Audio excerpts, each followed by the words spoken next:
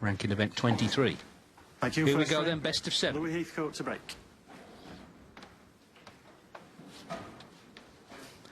Louis Heathcote, the world number 71 from Leicester, taking on a great from that city, Mark Selby.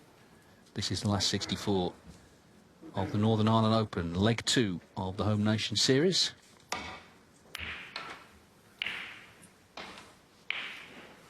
Mark Selby has won the Welsh Open before it was part of the Home Nation Series. He's won the English Open twice, he's won the Scottish Open twice. Not this event, best performance, a semi-final in 2018, where he lost pretty heartbreakingly to Ronnie O'Sullivan in a decider.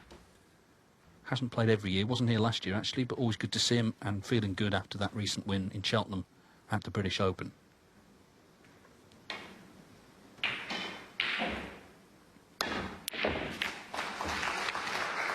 Takes on the first long red. We saw Neil this afternoon the importance of trying to settle early. Ishpreet Singh Chadha didn't, and he got swamped, didn't he, by Judd Trump. So that will be Heathcote's aim, I guess, to try and get involved early on. Yeah, I mean, you've got to win early frames against anybody, but if you're playing a top performer, you have to put some kind of a stamp on the match early, and Ishpreet had no way of doing that. He didn't get a lot of chances, actually, I thought. Judd played well, and afterwards, when he spoke to Alan, he actually sounded very pleased with his game, which is not always the case. As for this match, Mark Selby, fresh from that victory in the British Open. As you heard, he didn't go to Wuhan, but he's got a difficult opponent here. Louis Heathcote is a dangerous player. Yes, Mark Selby is favourite. No argument there. But in a short match, Heathcote is capable of playing quite attacking snooker that could frighten anybody.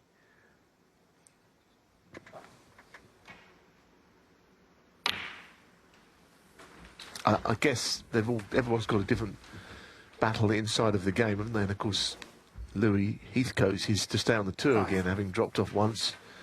You know, he hasn't really pulled up many trees. I thought he'd do better in his second spell, but there is still time for that. He needs a good run in something. He's not in the international coming up, so this week would be as good a time as any to beat someone like Mark Selby and progress.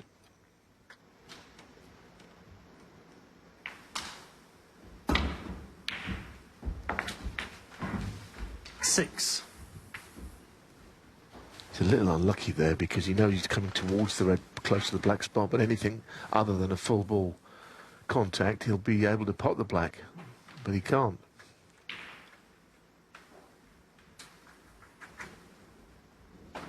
It's definitely true, he's a very attacking player, and already he's tried to sort of take the game to Selby here. It's just gone wrong, unfortunately. Yellow ball. Nominating yellow.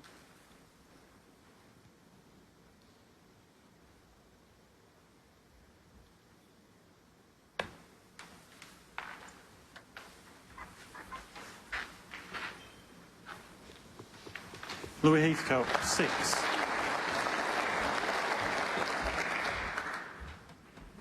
Judged that one well on a you know, he'd only had played a few shots. The pace of the table he's not really used to, but disappointed, of course, not to get on the black.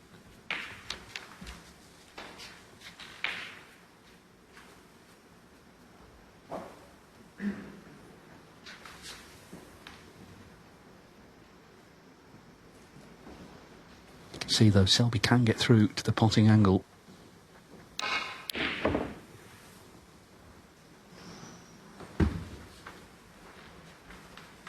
Yeah, missed a couple of long pots. That was a real examination of his cueing, which he didn't manage to pass.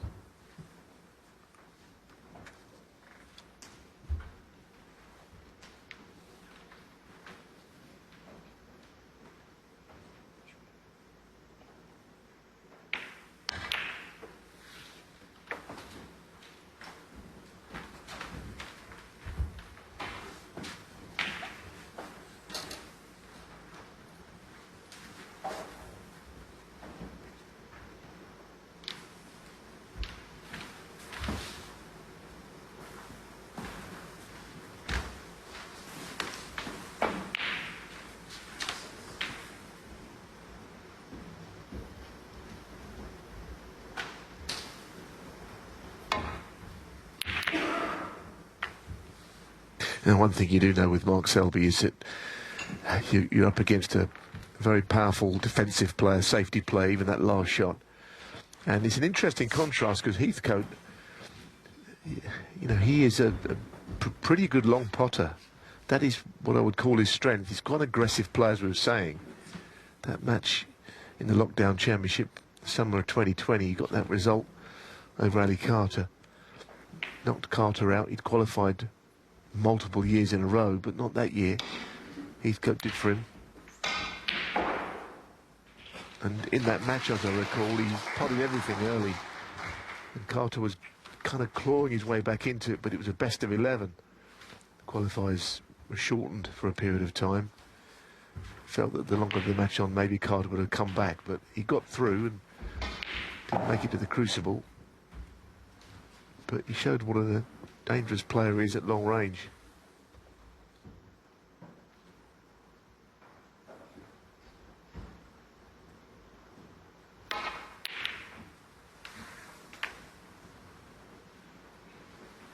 A bit of a scrappy start. One thing about Selby, though, even before the British Open, he's been scoring well this season. 23 centuries. Trump on 28 at the top of that list. Selby joint second with Murphy. So the signs were good. Heading to Cheltenham, and he put it all together. In the final, he was brilliant against John Higgins. Little free shot at this red, up into the green pocket. Oh, that's unlucky. Goodness, that was close. And you can see that how much was at stake if that had gone in. Yeah, I mean, that suggests that pocket isn't over generous because he got very close to that.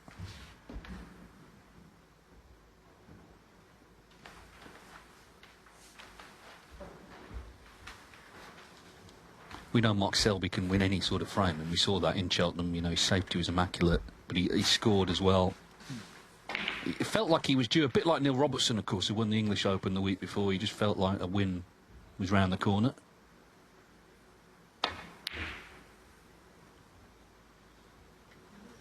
It's quite interesting, isn't it? As you said, these two Leicester boys, but they've not played in a professional match, and I don't know whether they would practice very often together or not. I don't know the situation there. I know that Mark is always looking out for the likes of Tom Ford and Ben Wollaston's results, because they're all in it together, if you like.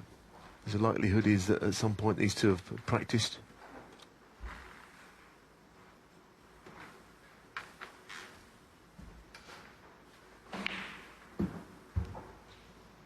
Obviously, Joe O'Connor was the player that did for Mark Selby at the Crucible, another all-Leicester clash, and for many, it was a big shock. Bit of a coupon buster, really, wasn't it, that result? But O'Connor did beat him on merit.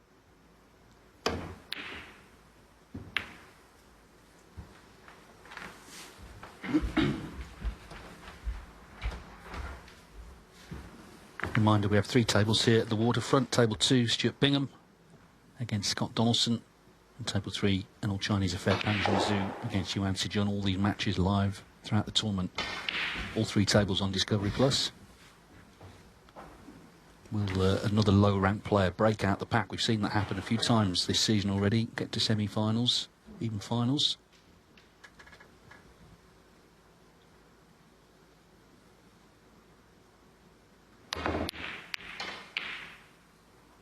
Oh, we didn't want to go in off. Oh dear. So a chance for Heathcote. 4. Yeah, that's a bad mistake. I did see an in off earlier on, which was considerably worse, actually, than this. It's in the deciding frame between Ryan Day and Stan Moody, there was a long battle where the Reds all went to the other end of the table. I think a quarter of an hour, and not a ball was potted. And Ryan Day went off in the right middle, having potted a brilliant red. It's one of the most unlucky in-offs I think I've ever seen. If you've got Discovery Plus, have a look back. It was terrible luck, I have to say. They say luck doesn't play a part in snooker, but that was a horrible in-off. Very narrow angle to the right middle. But it reminded me of that because, of course, with Reds at the other end of the table, it was slightly like this, but about 100 times worse. Stan Moody ended up winning and probably deserved it, but that was one moment in the match that was remarkable.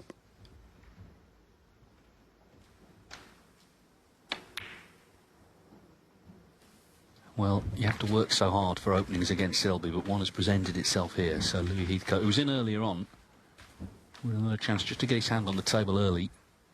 Obviously, this man, Selby's got far more experience being on the main table, centre stage.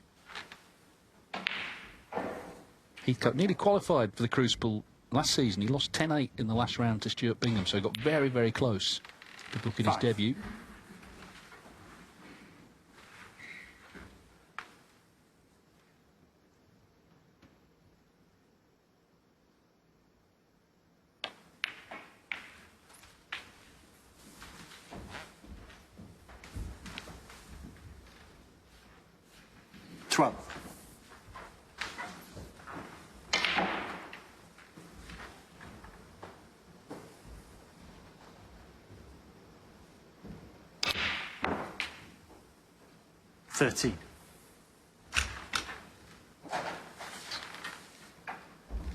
Just overdone it a bit, but now does he try and nudge the reds open, or does he take the cue ball up the other end for the two reds that are sitting down there?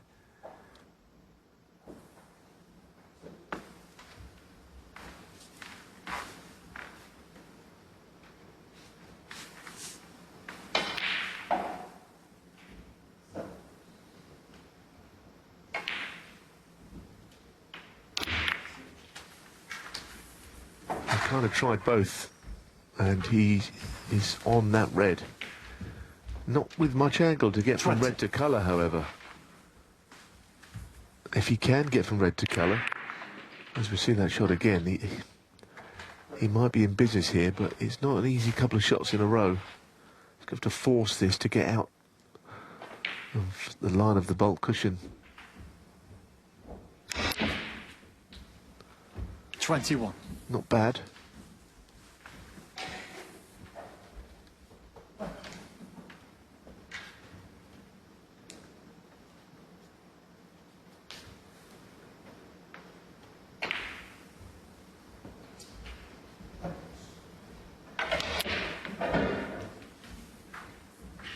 Louis Heathcote, 21. It's a pity for Heathcote because he was just giving himself a chance there. But just the extra little bit he had to put on the cue ball meant he had to be particularly accurate on that brown.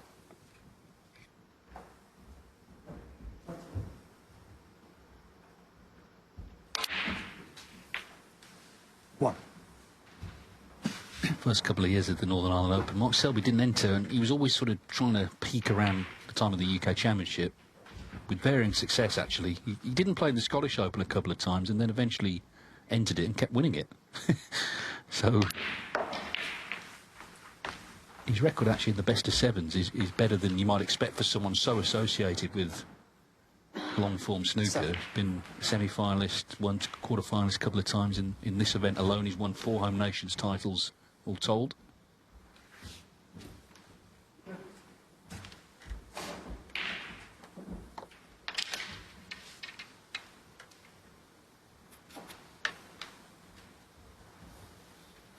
Yes, by using the extension on his cue, he can reach this without using the rest. It's all very close up, isn't it? The players on the other table, Panj and Sue watching across. All the spectators from the other table can see. It's a very, very nice arena here in the waterfront. Everything is on top of you, but in a good way. Not quite to the extent it is at the Crucible, but good viewing, good atmosphere. Yes, and such a great history, of course, in this part of the world of snooker. 15. So passionate fans looking forward to a big week, and these early days are great. You get to see so many different players.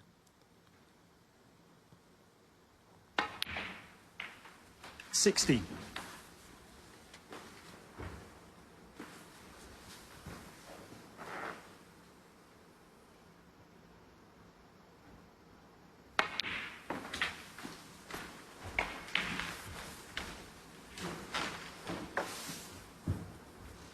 20.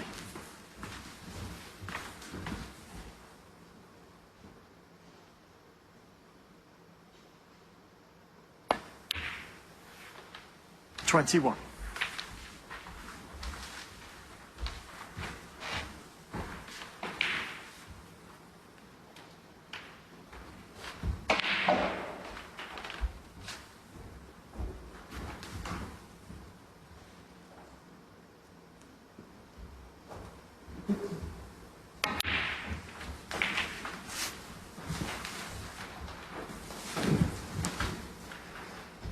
$28.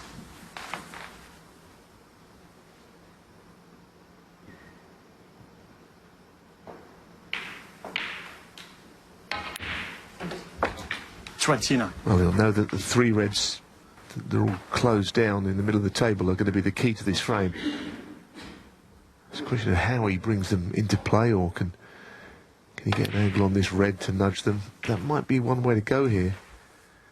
Be interesting to see if he does do that. If he's got the angle, can he just 36. glance off the three reds to develop them and play on his colour? I think that's what he's trying. So it didn't look much, but again, 37. it was a very subtle positional shot, well played. Yes, the Miss Brown starting to look like a big mistake for Heathcote. I think, in fact, Selby's won recently, won a title, sort of dispelled any issues around his form and 44. concerns on that score. Got in the Champion of Champions and looking good for the Players' Series, all the rest of it next year. Well, it's safe to say he hadn't been 45. winning. I mean, prior to the World Championships, that win against O'Sullivan 6-0 towards the end of last season, then he didn't do a lot. But one thing you do know is he was always going to get his form back, and he was always going to start winning again at some point, as all top players end up doing. He's not great on this ping, however. If he's just top side of it, he's got the simplest shot to get down for the two reds. Now, not quite so simple.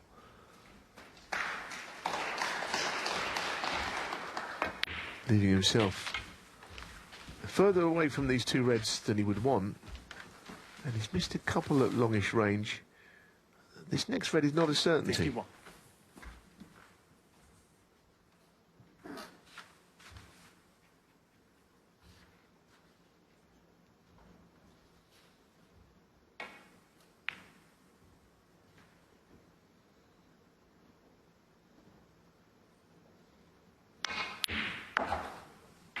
$52.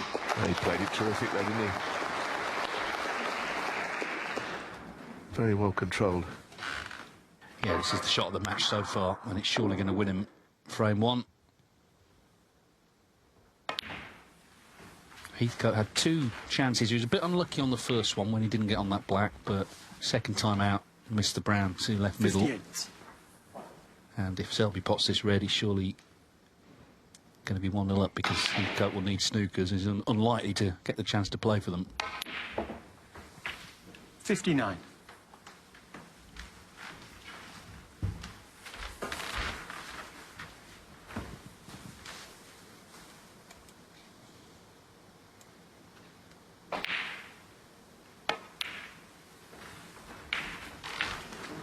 Mark Selby 8th on the one-year list. The World Grand Prix is in March. We know now it'll be in Hong Kong, so it'll be an exciting 61. departure. First ranking event there for 35 years. So there's a lot of snooker to play before then, but top 32 get in that, so he's already looking really good for that one. And the next two, the Players and Tour 63. Championships, as part of that Players Series, and they are ranking events as well.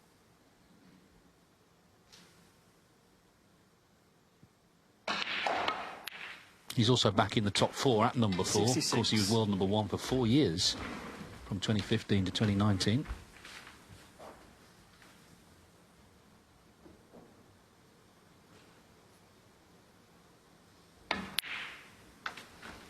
$70. Being off on another day, you know, could have been costly, couldn't it? But in the end, the chance came relatively quickly. 75.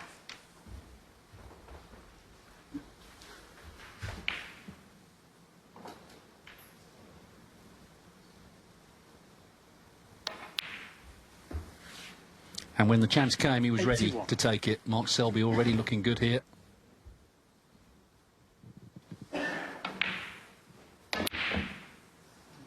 Misses the black, so 81, the break that wins the opening frame. Mark Selby back in the winner's circle and already here in Belfast tonight, 1-0 up. The last man standing many times, 23 times in ranking events, including the recent British Open. He's 1-0 up against Louis Heathcote. The winner will play either Jimmy Robertson or Zhao Guodong in the next round.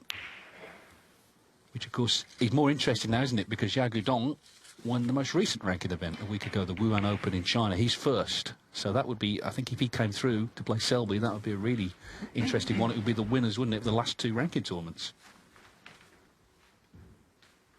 Yes, I wonder who would have predicted that, because there's always this discussion who's going to be the next first-time winner of a ranking event. A few Chinese players were mentioned, but I don't think too many predictions of Zhao Guodong were seen anywhere. Certainly not from me, or I don't think Dave alongside me, but he got there on merit last week. Yeah, I think just because he'd been around so long, he was on the list, but maybe not at the top of it. But anyway, he played really well, particularly against Sean Murphy, those 3 centuries in a row, and indeed throughout the final, held off the comeback.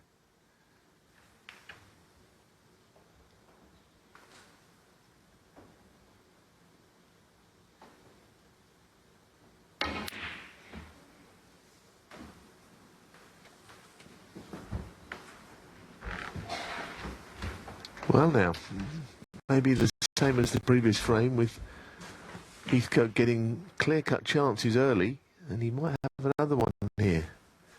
Expected Mark Selby to knock that red in. The one he's going to play here will certainly put the cat amongst the pigeons. He's going to have to move reds. 1. But now, more pressure on the black than anything, really, with all the reds in open play. So he's going to have to pot this, and he can't refuse it.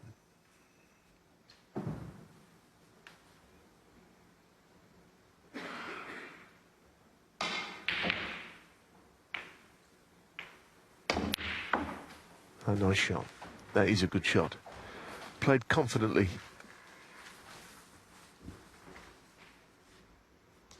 8. Yeah, so he faltered in frame 1, but a chance to put it right here. As I say, he is a confident character, I think, Louis Heathcote. But it's bringing that to the main match table. 9.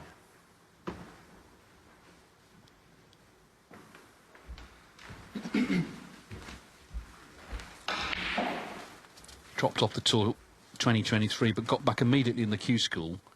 But now that 2-year card at the end of this season will come to an end. We're still in early season, really, but every point's going to count. He's 71 at the minute. Top 64 stay on, so clearly that will be in his mind somewhere.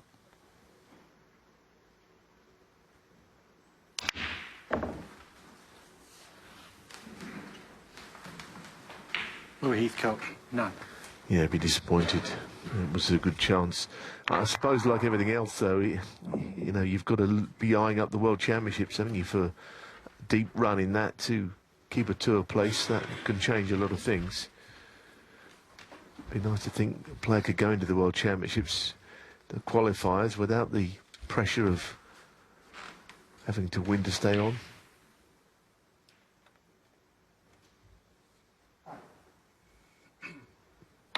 The game's difficult enough as it is, really, just to pop balls and beat anybody, isn't it, without thinking that, you know, you're playing for your livelihoods and your chance to stay on the tour as a professional. But so many players face that along the way.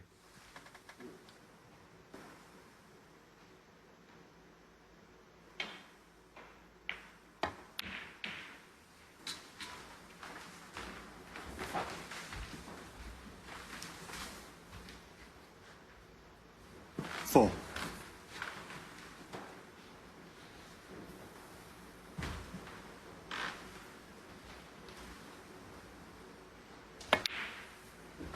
It's amazing to think, really, Mark Selby's been a professional now for 25 years. He was 16 when he turned pro in 1999.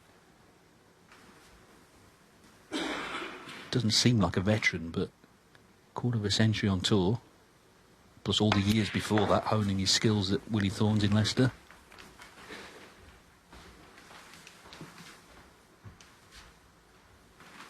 Eight.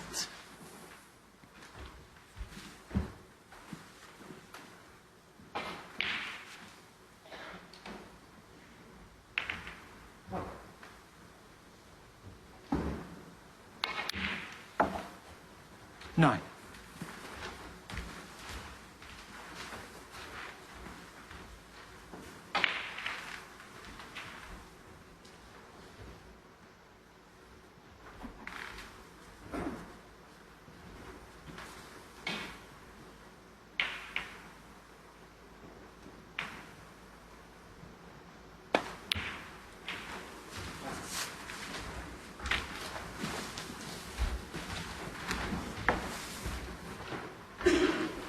Fifteen.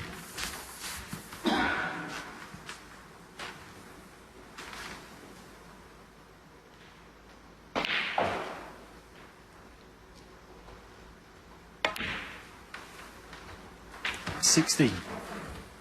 Yeah, the red at the bottom of the bunch of 5 might just be able to get on that at some point to open the other 5 up. Could be now, in fact. It was just far enough away from the bunch to be possible, and it might be the key to the frame.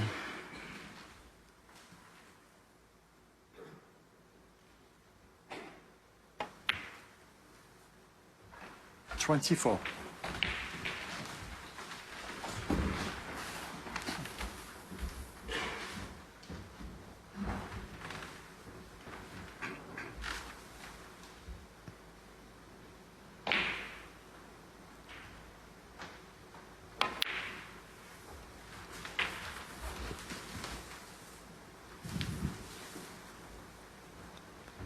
$31.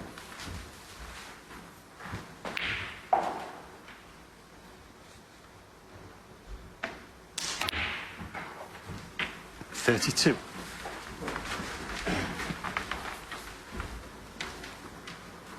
Doesn't look like the easiest bunch to go into from the black. If he hits the middle red, the cue ball could easily stick to them. And that right-hand red is a little bit detached from the other 4. So it's not a certainty if he plays into these to get on one. It's kind of the worry, wasn't it, that he was screwing in and away from them. But he's on one to the green pocket. 39. And the reds are so tightly packed as they were, it doesn't always guarantee position.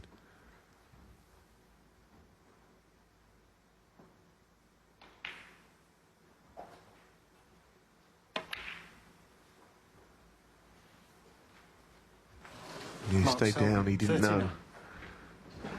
He certainly was not confident it would be sailing into the pocket, this red.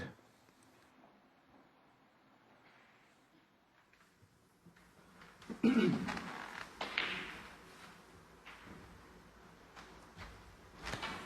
it sort of almost felt like frame ball, even though he's only 30 in front, but you felt if he got that, he was close in to do enough damage to go 2-0 up, but he didn't get it.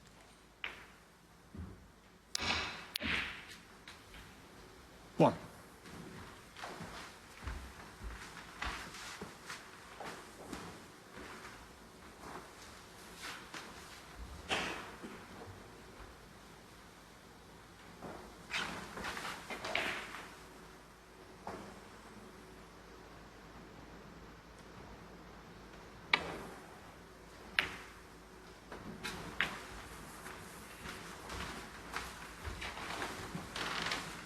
Yeah, it's not quite doing it, is he? He does pot these long reds, though. He's quite devastating at range, and that is where he's going to have to almost retrieve this break at this early stage. I mean, I don't know what you'd rather play, whether you'd rather get all the long rest out and cut that thin red into the green pocket, or the long red. Not helped by the fact the green is so close to the cue ball, but I've seen him knock these in before.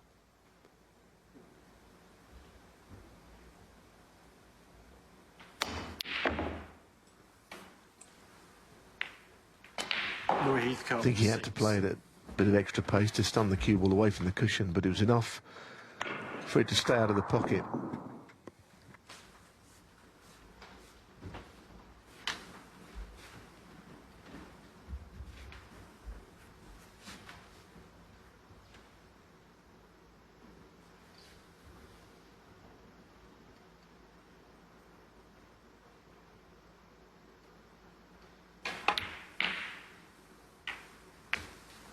One.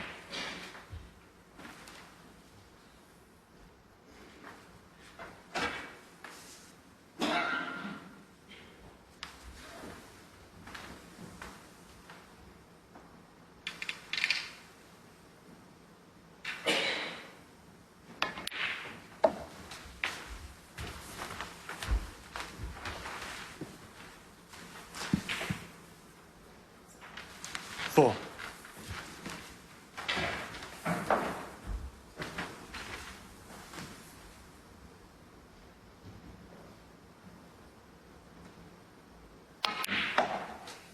Five.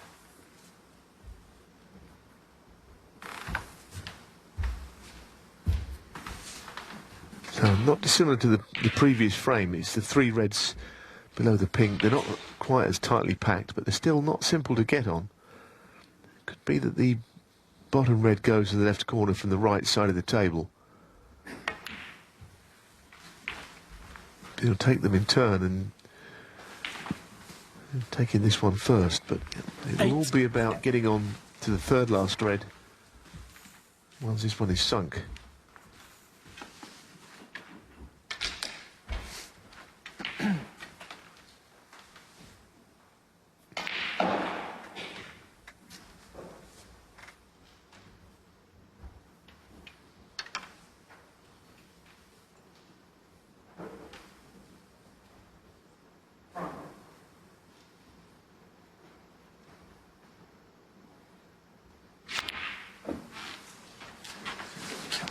Well, I'll say I thought he would get it. It wasn't a difficult rest shot, really.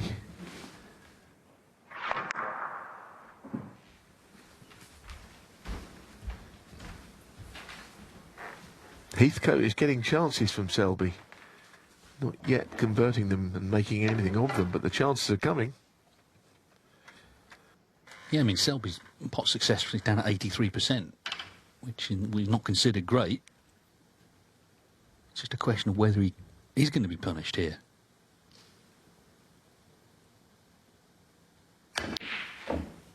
It seems like nothing goes in that pocket. Now then, this has still got a chance. If it runs, wow. Well, that could be big. Really could be big. And now I think, just looking at the shot he's left with, I mean, you'd be grateful to be on anything, wouldn't you? But he's just got a little dilemma here. Let's see that ball drop. Looking at the overhead, you can see the angle he's got on this blue. Is he going to try and just chance his arm a little bit and just go into the reds here? Or play a very specific safety shot?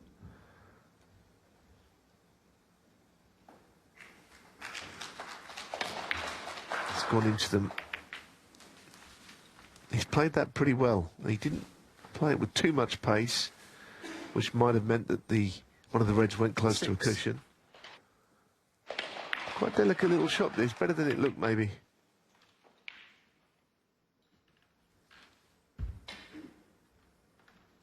Has to take this if he's got a serious hope of winning the match.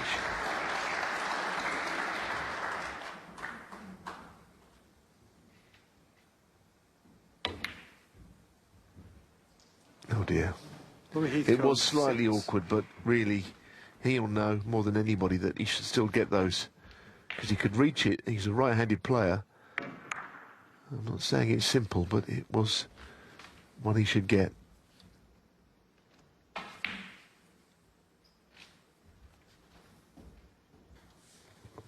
So Mark Selby, 26 to the good.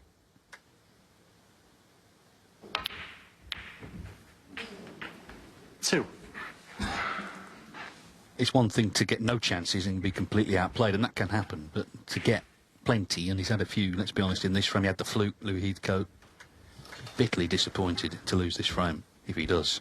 Yeah, I don't think Selby wanted both of those reds in. He would like to have had one over the pocket now for the next shot after the blue.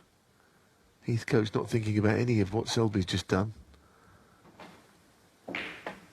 Again, he can't get ever so close to the red because he potted 2 in 1. And he still needs another red, and this is a bit of a stretch.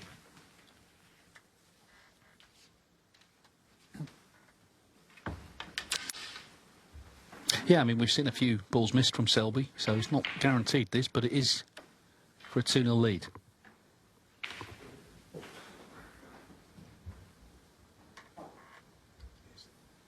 It's really awkward, isn't it? Just really stretching on this.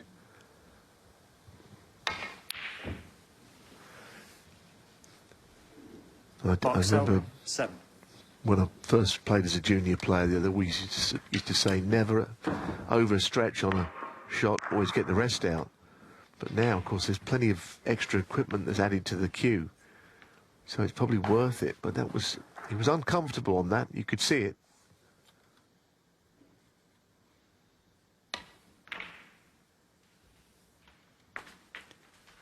One. Yeah, so somehow Louis Heathcote survives in this frame, and now has basically got the colours on their spots after the black to level up after all.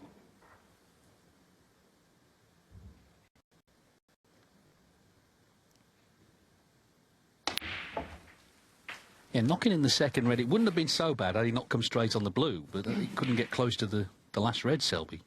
8.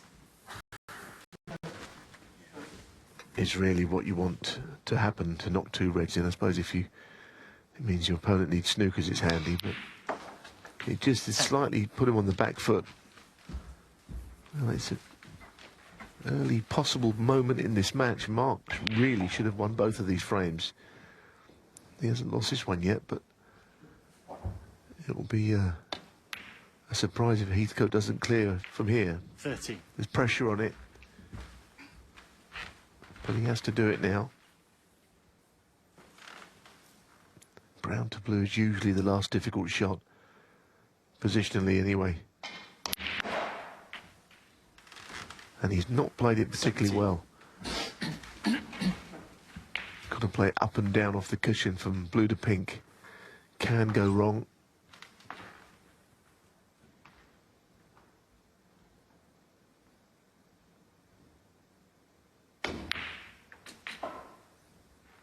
$22. No, he's played it nicely. Well, when he left the table, having missed a red to this corner, he can't have thought he'd be coming back.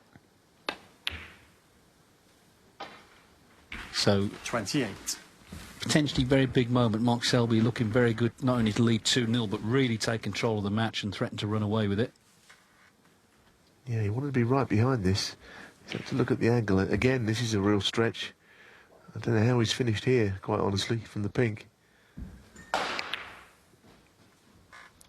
35. Well, it's in, and that's all he cares about. He's made the clearance. Louis Heathcote thought he'd throw the frame away, but he's levelled up at 1 each. This is year 9 of the series. We're in Northern Ireland for what promises to be a very exciting week at the waterfront. And already this has been an eventful match. Mark Selby had a lot of chances to make it 2-0. In the end, Louis Heathcote pounced when Selby missed that last red. So it's 1 each.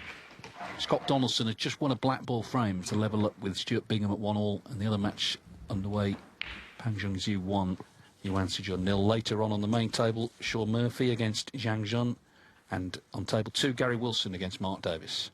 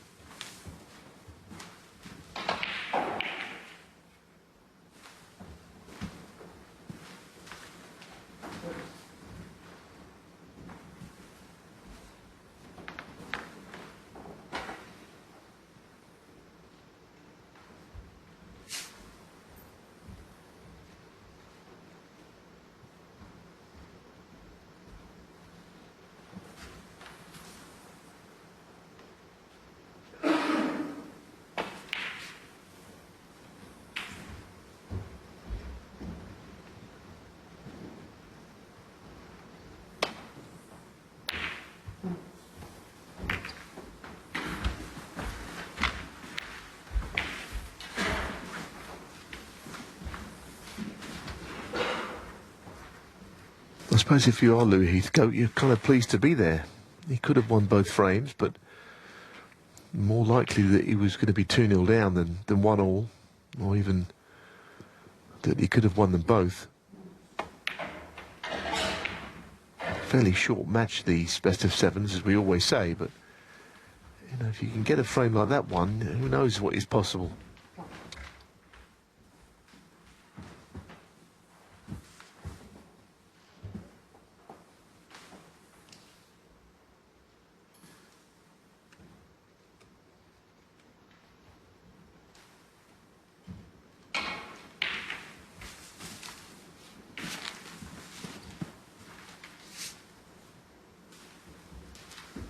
His background was 8-ball pool, which of course Mark Selby played a lot of in his youth as well. Louis won the European Amateur Championship.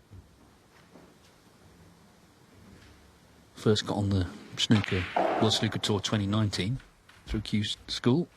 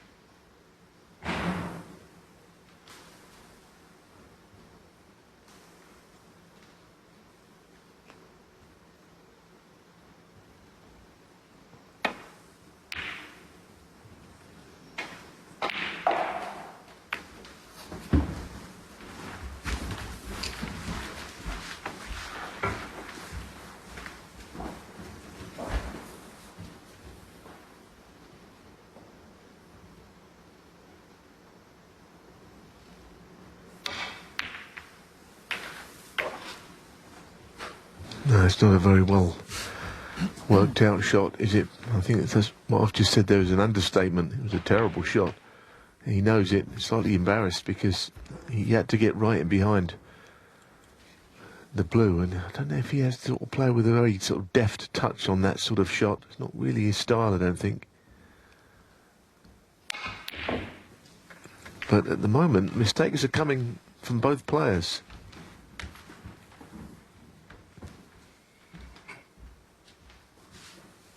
A bit early in the match to say it's anybody's, but it kind of feels like it could be a question of who misses the fewest shots.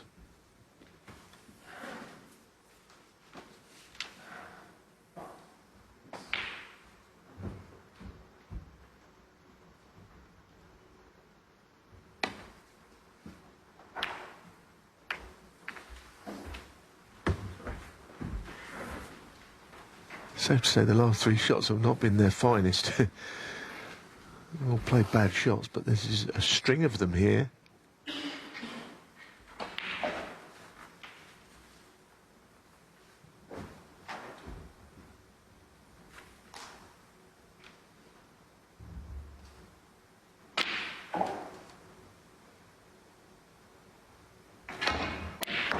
That was a much better shot. That was more difficult than all the others. Yeah, it's also proof that balls do go in this pocket. There were a few missed in it earlier on, but that was a beauty from Selby. He's got such resilience. He'll be disappointed, he'll be annoyed at losing the second frame, but we know he'll just plough on into the next one.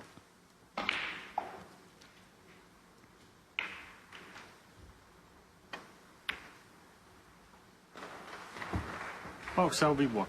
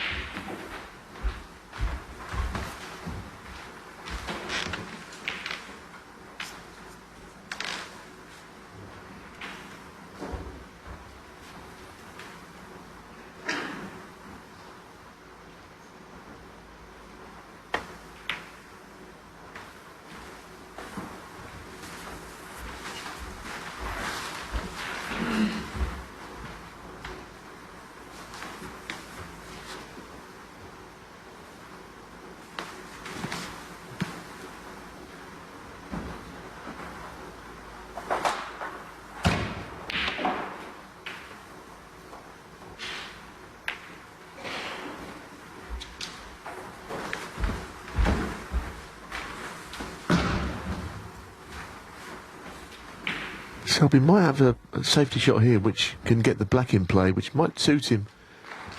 Playing the reds to the right of the black and swinging the cue ball twice across back down the table. It's the kind of shot you would play when practicing, having a serious practice session where, for the good of the game, you just open the balls up slightly.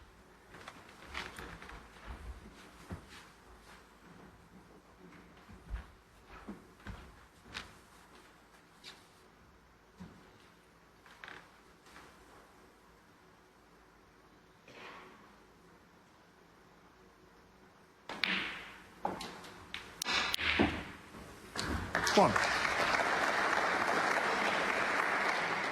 Said earlier, it's what he can do. He does knock a lot of long pots in. You know, you see certain players and you can work out what their strengths are, but certainly he's dangerous. I know he's not played well yet, but he is dangerous at range.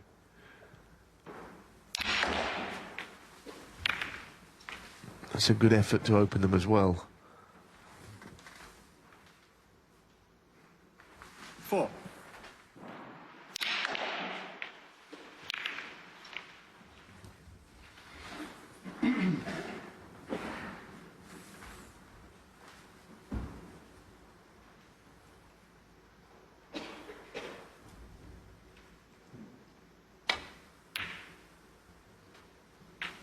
Five.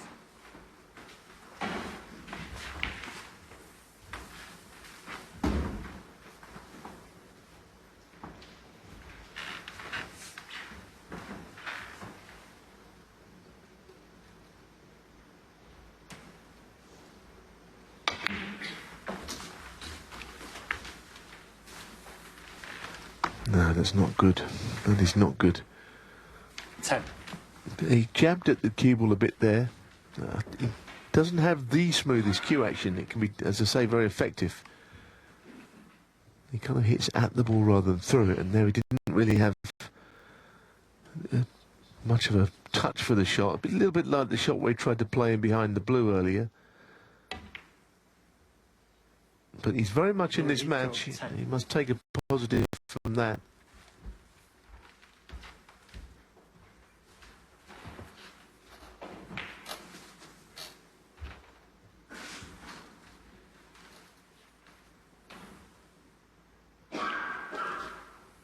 He certainly likes to attack Heathcote, doesn't he? He's just retaining a bit more control, I guess. But he's well and truly in this match.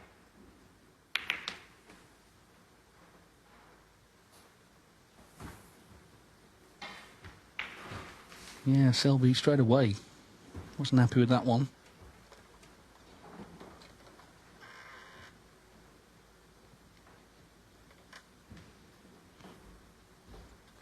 And once again, he's got his hand on the table here, but he still doesn't want to take on that red to left corner. He doesn't know where the cue ball's going to finish playing it, so he's playing safe instead.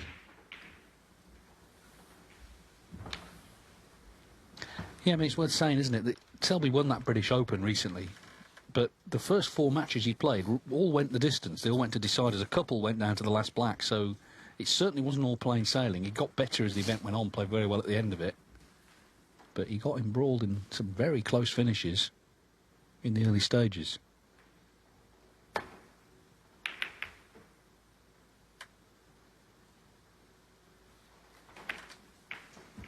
Yeah, I mean, the match very early where he beat Panjin Su, he had no right to win that match. He was 50 plus behind in the decider. And Panjin Su had already lost a very similar frame in the English Open the week before. Must have been hard to take, but sometimes those matches are the ones that fire you up and maybe you think it's going to be your week. He finished it in style, though.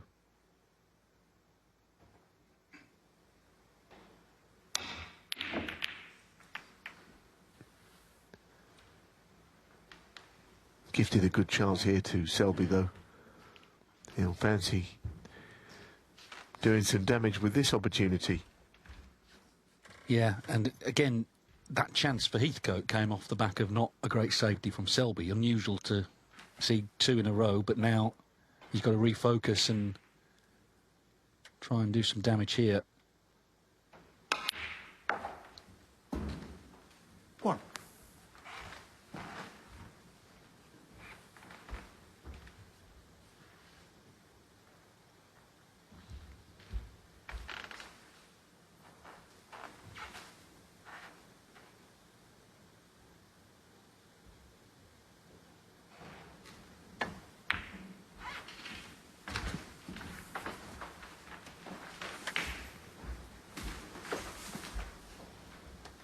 6.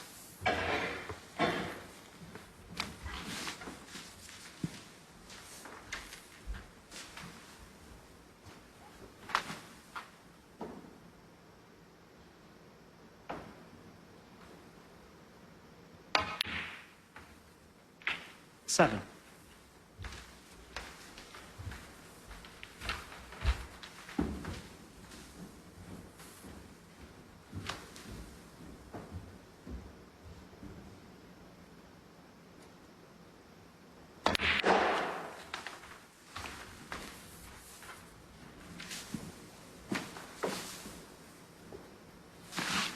Twelve.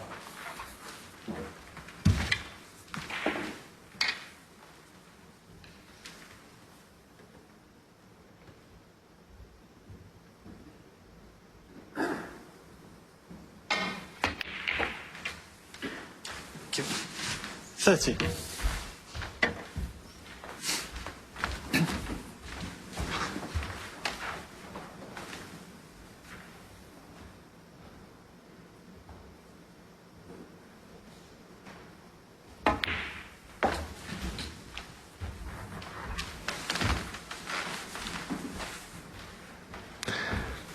So, plenty of reds to keep him occupied in the middle of the table here without having to do an awful lot.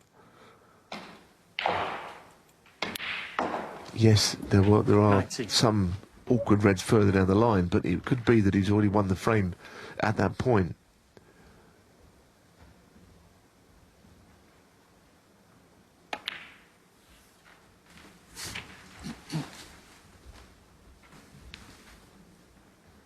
$26.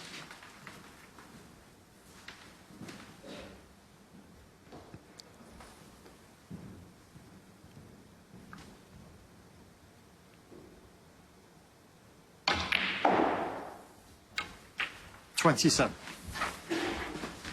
Yeah, just purposely leaving the cue ball short of dead straight, so now we can plumb the red above the black to the left as we see from that angle. Chipping away here quite nicely. It was an absolute 34. gift that Heathcote offered him. It's not as if Selby earned the chance, but none of that really matters once you're in. 35. No, I mean, he was actually struggling a bit, wasn't he? You know, he wasn't playing great safety, which is unusual for him. Missed a few as well, but that could all change in this visit if he can win the frame. Still a chance to pull away this evening. It's best of sevens. They always feel tense because they're so short, and just literally one shot can make a massive difference.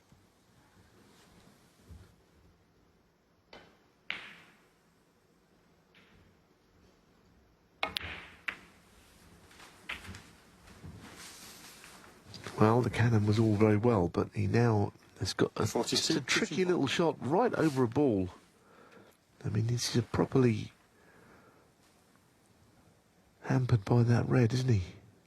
It's not that difficult a shot, but it's difficult enough. Mark Selby. It's an amazing game, isn't it? I mean, you can just finish there, and a simple shot becomes an awkward shot. If he was only slightly obscured by the red, it would have been different, but he's right over it. And for that reason, it's the same story. He's not really taken advantage. Things are not going quite to plan here for Selby.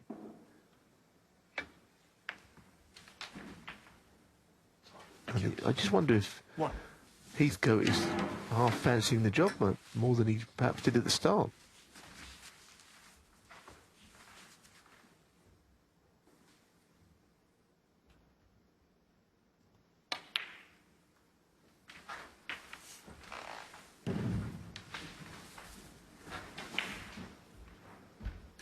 Eight.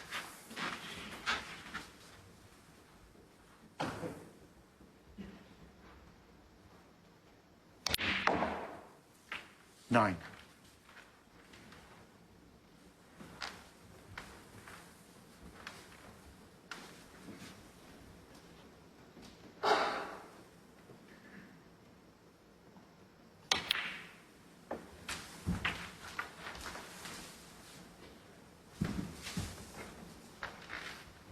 16.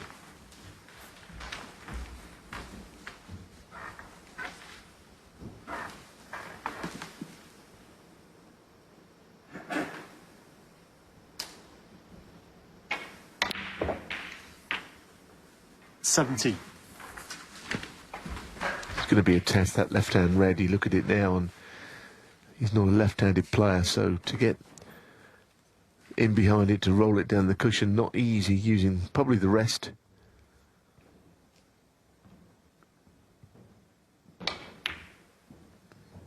Don't think I've ever seen Heathcote play with his opposite hand, and that would be a good example of where it would come in handy.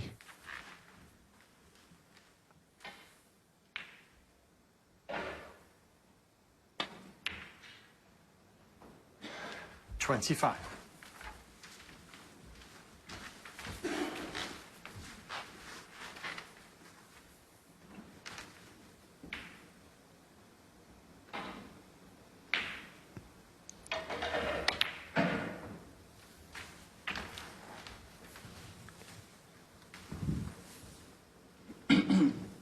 $32. Now, what's the plan here? How's he going to pot red, colour red from this position?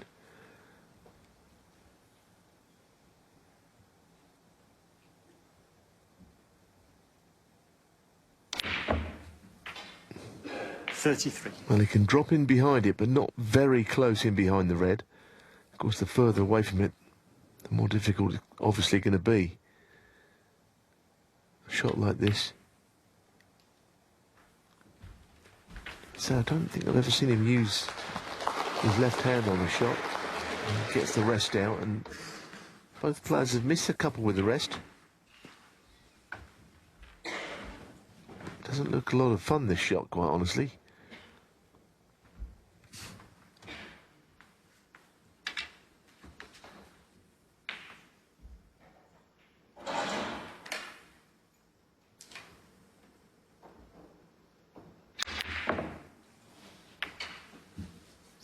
Heathcote, 40.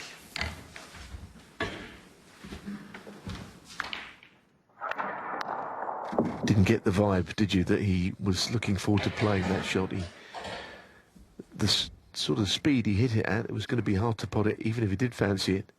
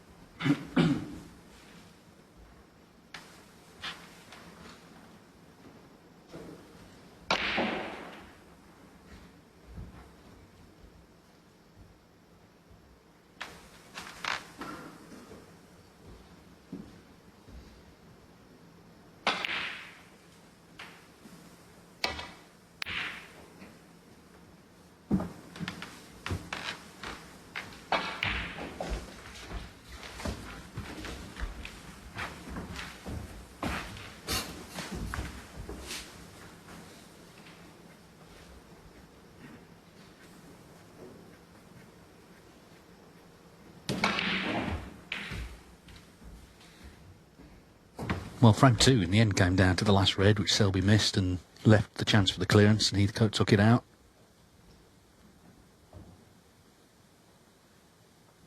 Now it's playing time. Quite a crucial juncture, this.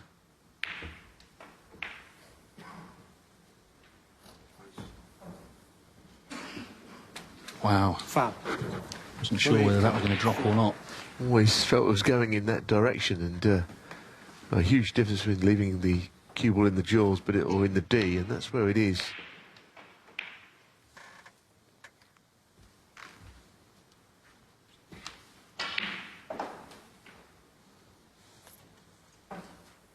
One thing's for sure, he's not bossing this match, which he looked like he would do with the chance for 2-0.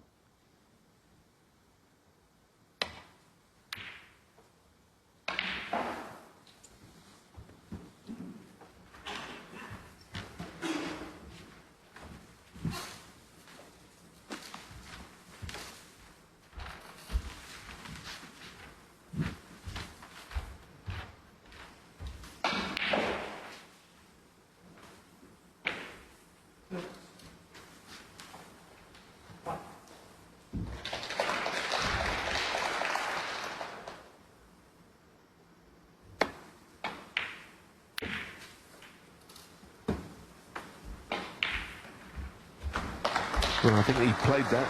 And this is really awkward now because the red has bounced away, as you can see, from a cushion. There's all kinds of implications here. Free ball and balls being replaced. Of course, he could hit it, and that will solve all that. Easy to miss this from one cushion, sliding past it. Oh, well done. Very solid contact.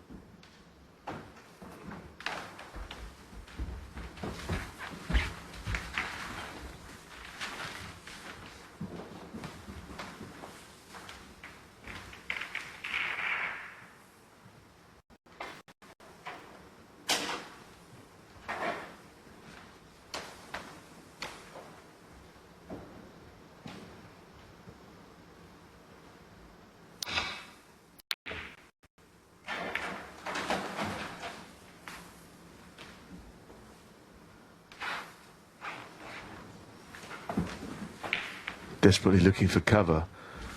It may be that even if he has got a bit of cover here, it might be something that Selby could swerve around.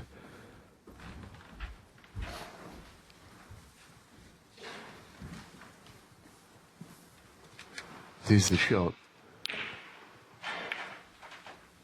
Once the red goes over the pocket, he's desperately hoping for the brown to help him, and he did.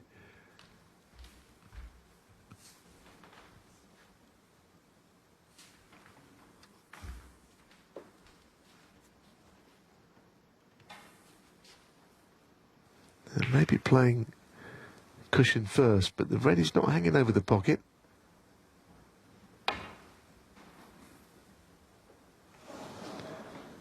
It looked a really bad shot, but it's one of those, with the red away from the pocket slightly, you had to make a very thin contact. That's another big mistake. It's free ball. I'm not sure he'll take the free ball here. That will just complicate matters.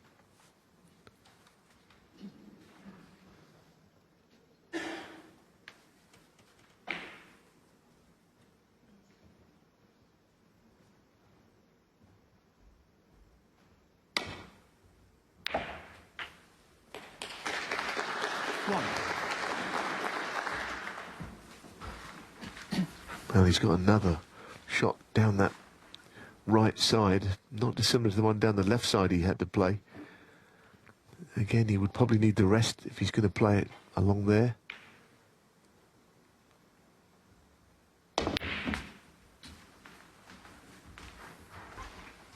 And it looks simple, but getting from yellow to green using a bit of force, there are things that can go wrong on this shot.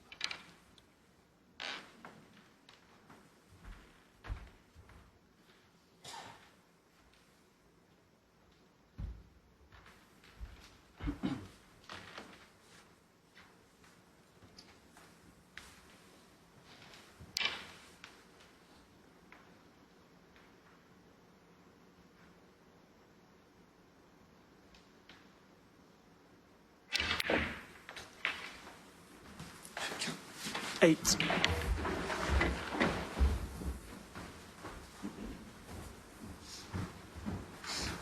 .23 in front, so the green to lead by 26 with 22 on.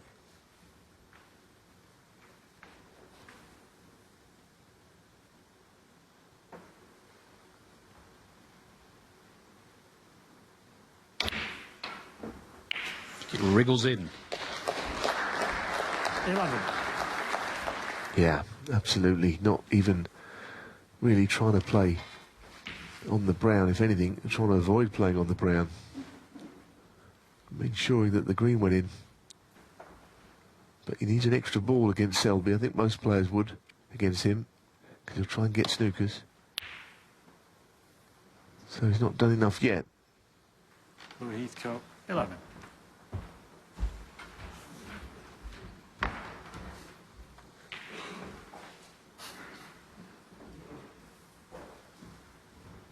Just a bit of the brown sticking out.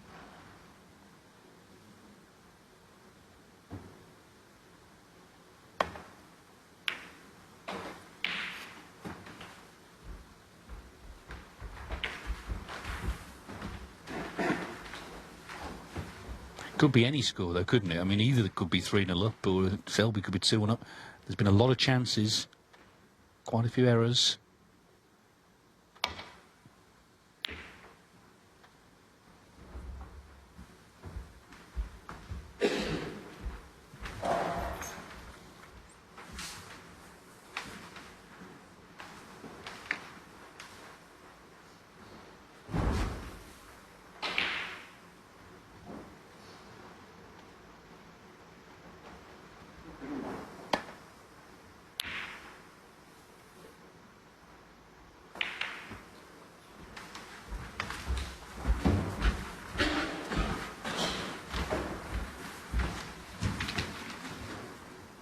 Obviously, the one thing you mustn't do here is send the cue ball anywhere close to a pocket so that you could go in off, which would be the cardinal sin. He's managed to avoid that, so I don't know how we've got to this point where Heathcote's 2-1 up, because I don't know. I mean, I felt that Selby was in a good position to win all of these frames. Certainly in this one he was in with a chance too. He's going to have to shake off sort of one or two of the errors that he's been making. Strangely, where it went wrong, and as you said at the time, he had that plant in frame 2 and the second red went in. And strangely, that was the start of his problems. He's made errors since then. Louis Heathcote's highest break is only 40, but he's 2-1 up. Come off a little bit since then, and Heathcote's been picking up the pieces without necessarily playing his best stuff. He's getting enough chances. Two Leicester men. They've never played each other in a professional tournament before. For Heathcote, I mean, it's a long way till the end of the match yet, but if he could win this match, what a springboard that could be for him. As we say, it seems always in the home nations and other events as well, someone comes through the pack and gets on a run. And Louis Heathcote, his best performance in a ranking event, quarterfinals of the shootout, obviously is a very different form of snooker. That was back in 2021. He'd love to get on a run in one of these big tournaments.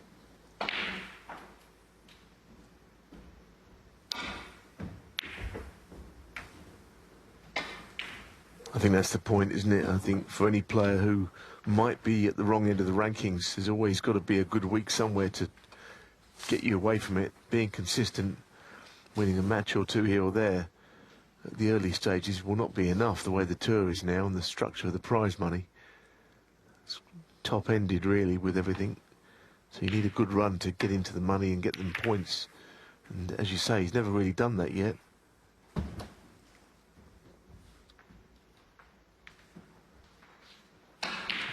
Yeah, I mean, it's a long way off for all the players, but I'm sure that World Grand Prix is a massive incentive now. The prize money's gone up.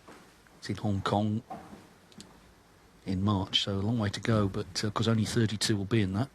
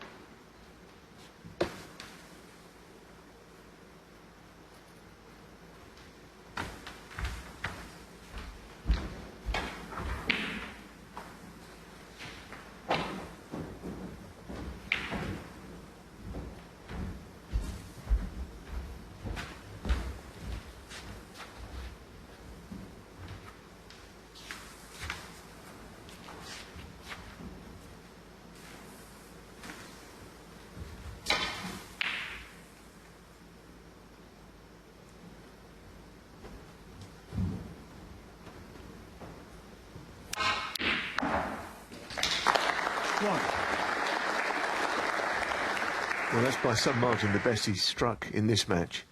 Might give him some confidence because he knocked that in beautifully, but has missed a few previously to that pocket. He's got to up his game a bit, isn't he, the way things are going?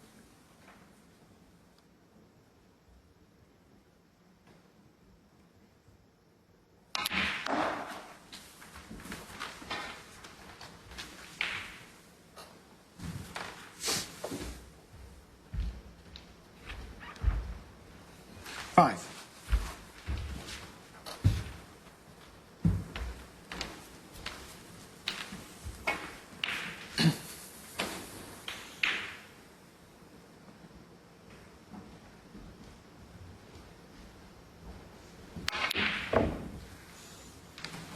Mark Selby, 5. No, that is a really bad miss. There's no getting away from it.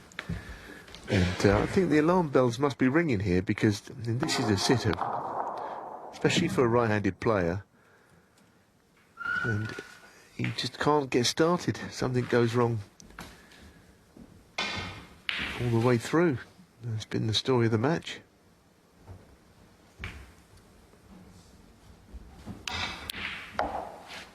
Be very interesting if Heathcote won this frame and got 3-1, because then he really is. He's not so much in the next round. You would never say that against Selby, but it gives him a favourite's chance, and he would be at that scoreline.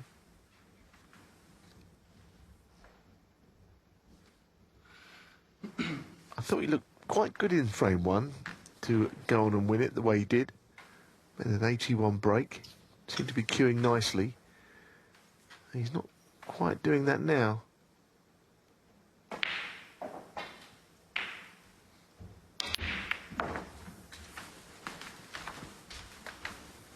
Well, I think he come round. Is he on a red? No, I wondered if he's on that red to left corner. No. Well, he can see it, but not to make the potting angle.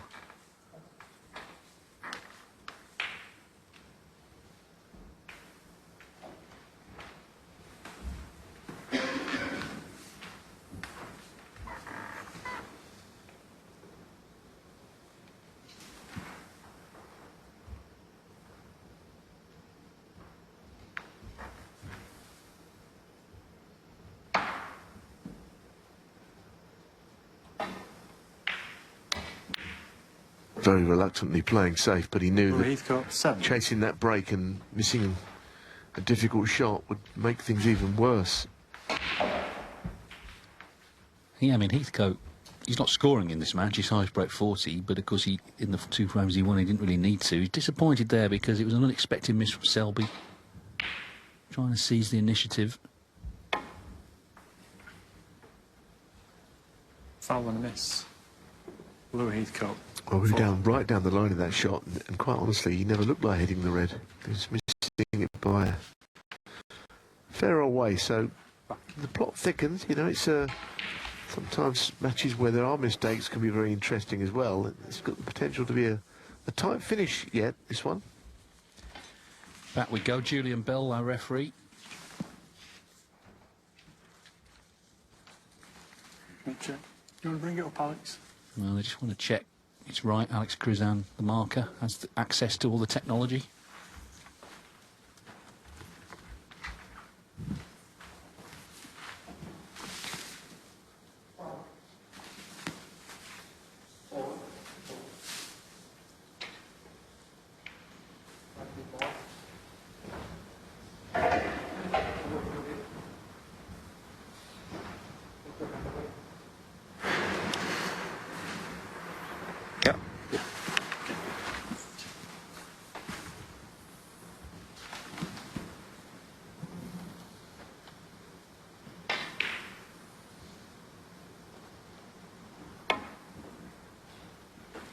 Well, now, he gets warned now. He missed that one by even further than the previous one. He got nowhere near hitting it.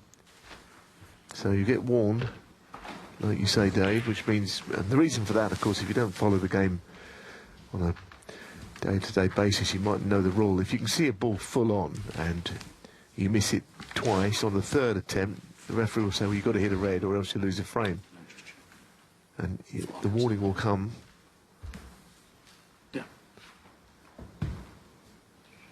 He wants to know what other ball he can hit, because he knows he's going to get the warning.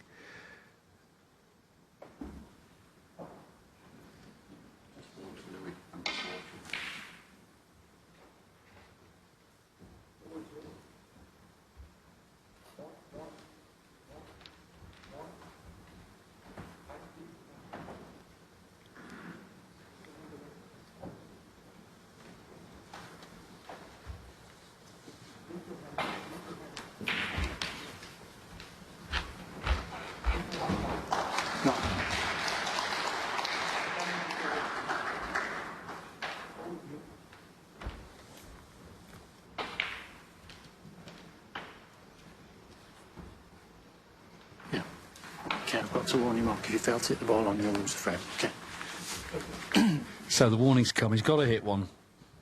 So change your mind.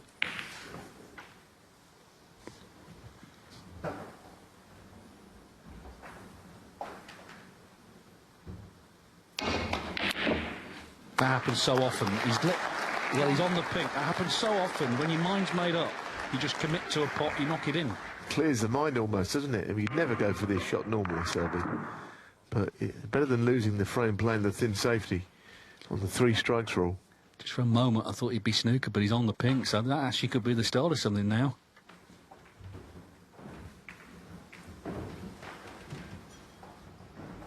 Just a bit of movement, I think, in his eye line, playing towards the crowd.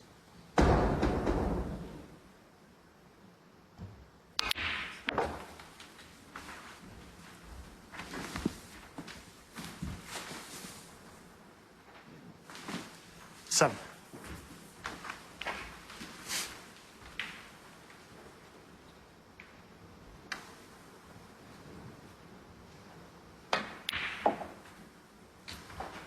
Eight.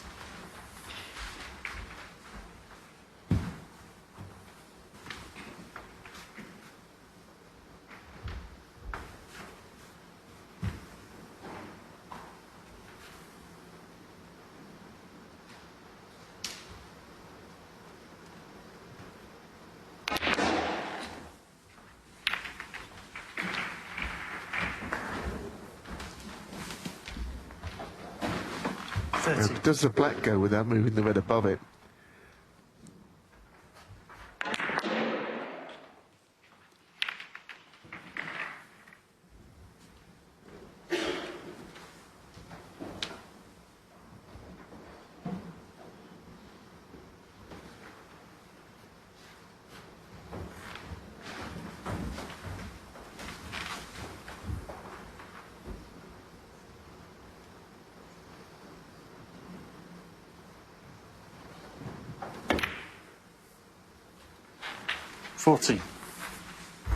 There you can see the black did go, so that's why he didn't play the other red. Oh, goodness, that looks tight, doesn't it now, seeing that? Does it go?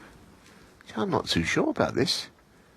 Normally we get the absolutely great view behind the pocket, but I wonder, is the other red slightly in the way? And we're going to find out, obviously, because you're going to have to play it. I tell you, if that goes, that is not full pocket for me. It's not impossible he could hit the red on the way through. Well done. No, it did make it, but it was a bit touch and go. 21.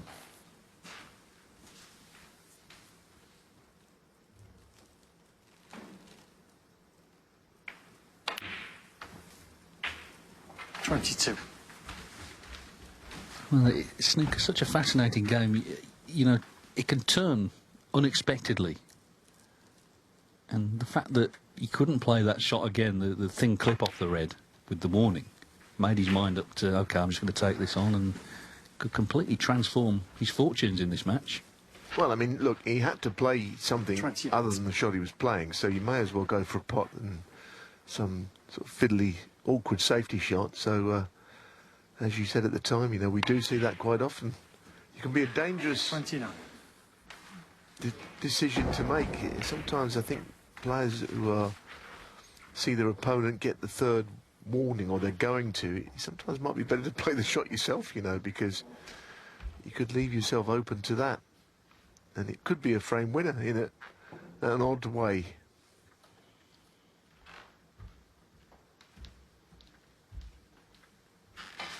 Well, he needs something. He was struggling badly, but if he can just make a nice break here, then he's favourite again with his experience. Scott Donaldson in the background there. He's 2-1 down to Stuart Bingham.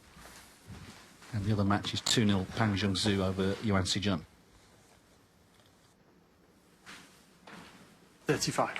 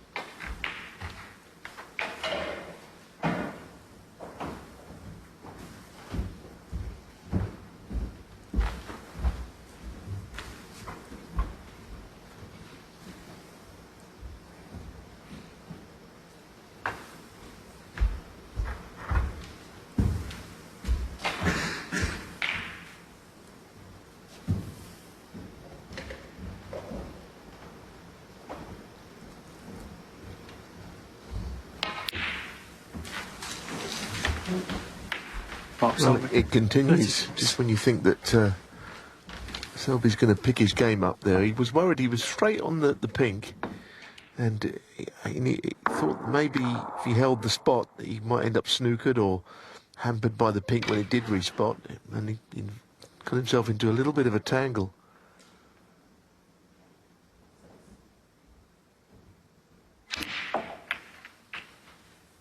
Becoming more interesting all the time, this match, isn't it? With its uncertainty, and Heathcote is banging there with a chance. Just finished a little awkwardly again. I think he'd like to play the green, but the red on the left cushion is definitely something he could end up being in his way. He could end up fouling that red. Playing a shirt foul. Julian Bell's on the scene.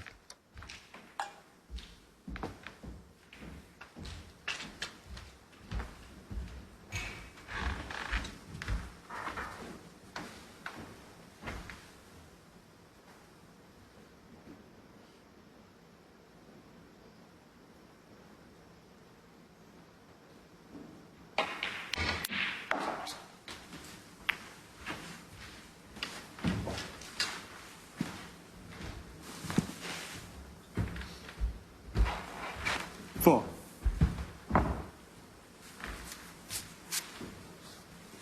Again, it's a bit awkward now. I mean, he's very likely to knock one of these reds in, but even if he did, I don't think you could be sure of being on a colour. And that, I think, is the bigger problem than the pot for someone like Heathcote.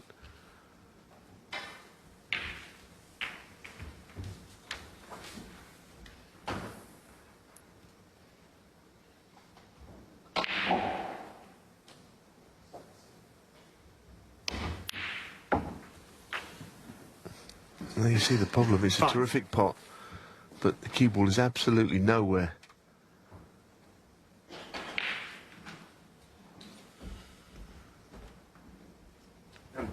Yellow ball. This has got to be got right, this little shot in behind the brown. Louis Heathcote, 5. And in fairness, I think he's covered everything, including the left-hand red, so... The master escapologist, yes, Selby, but he's in a bit of trouble.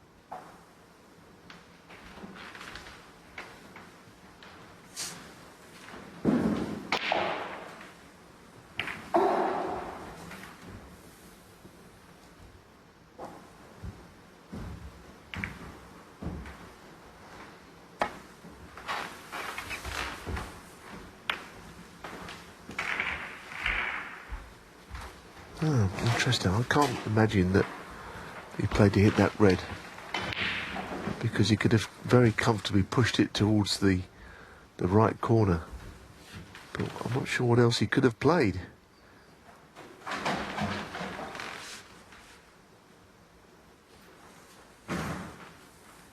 This is a tough red that Heathcote's got to start off with.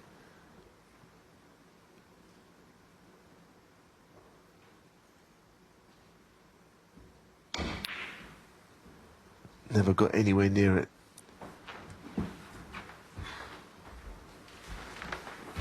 So the left-hand red that is on the cushion, Mark Selby will not be going anywhere near, because he will happily leave it there.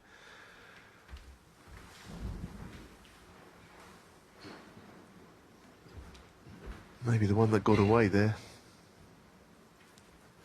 But again, we're not assuming anything now, because Selby's broken down a few times.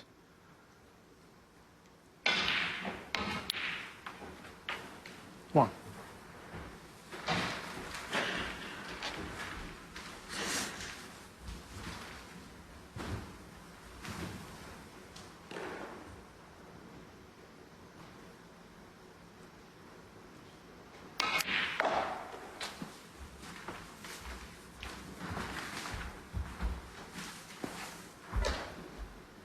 That red Four. Heathcote attempted it was tough and it was quite low percentage.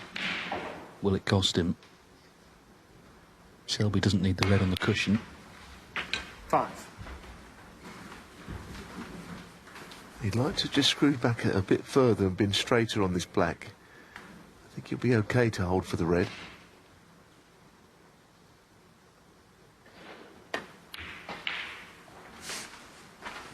But that's not great either. Now he's hampered by the red that he wasn't going to move. 12. And he'll need 2 more reds to secure the frame from here.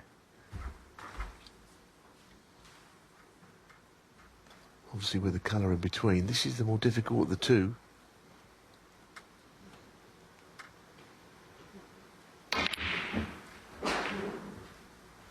$13.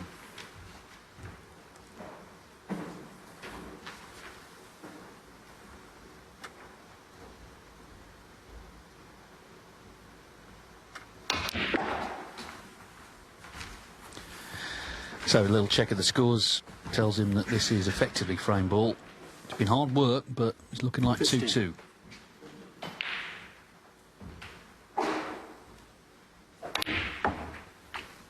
16.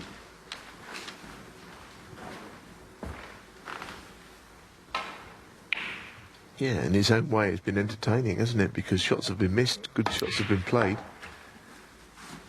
Selby would have been much a red-hot favourite, very strong, strongly fancied to win this match, but at 2 each, 23. you wouldn't be sure of anything now.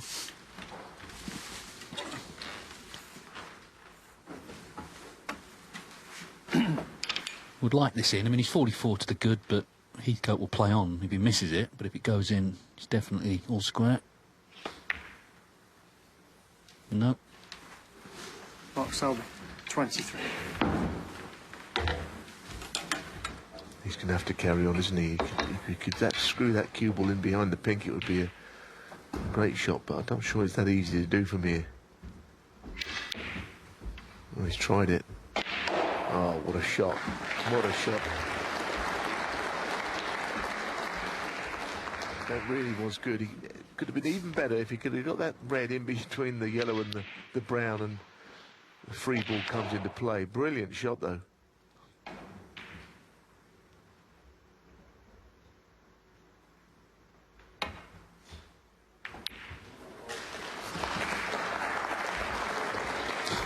Well, it's not quite a snooker back. Good hit. Just to say, as we watch this, Ronnie O'Sullivan has withdrawn, so he will not be playing here tomorrow, which will disappoint, I'm sure, many of the fans. But I can tell you what match will be on that session. Jimmy White, Hossein Vafai, as Louis Heathcote leaves that red on Friend Mark and Selby. thus concedes. Well, it was hard work again, but Selby has got himself level. So this match could be a pretty tense finish. 2-2. In the end, in that last frame, Heathcote, he went for quite a low percentage pot. It wasn't easy, but that's how he plays. He likes to attack. He's always trying to win. And he's very much still in this match, albeit lost the last frame. To follow this one, Sean Murphy and Zhang Zhun.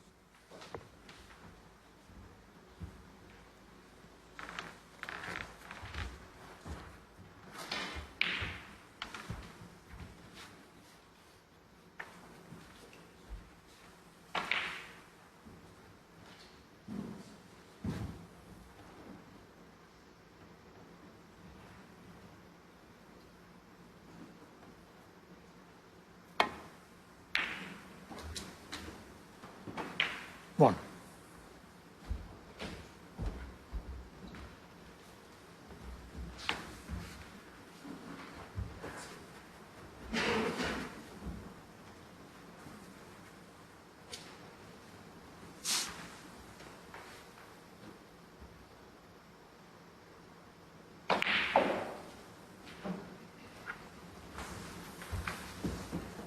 Mark Selby, 1.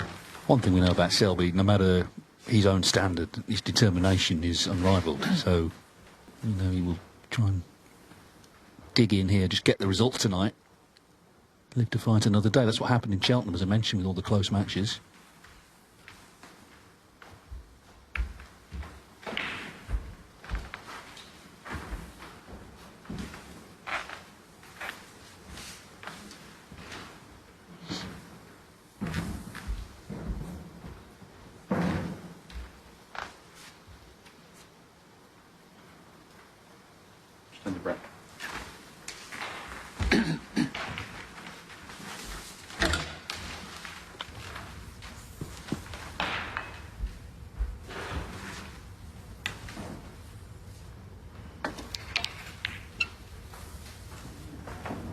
No way.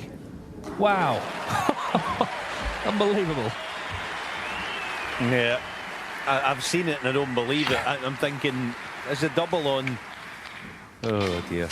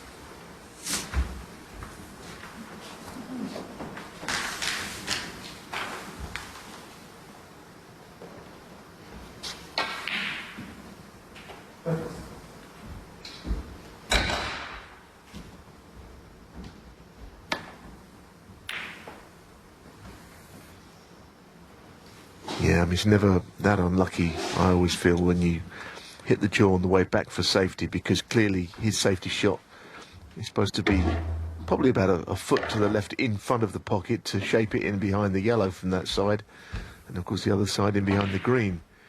When you hit the bump of the middle pocket, you've played it poorly. Selby, of all people, would be aware of that. But you think about Louis Heathcote coming into this match thinking, well, I'm not going to get a lot of chances, and any I do get, I'm going to have to take. He's had loads of chances in this match.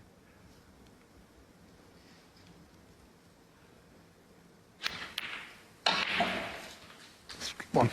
Becoming very interesting viewing, though, because it seems to be more of a level of this match than we expected. You know, there's not a lot between them on what we're seeing on the day, anyway.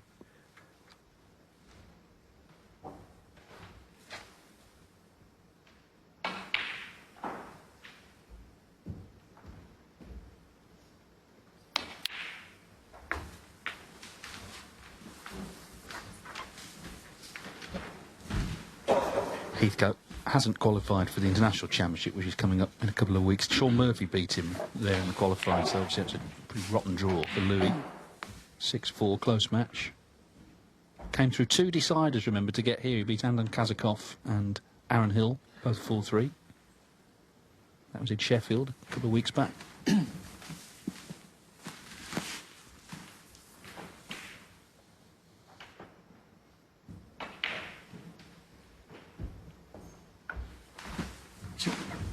Seven.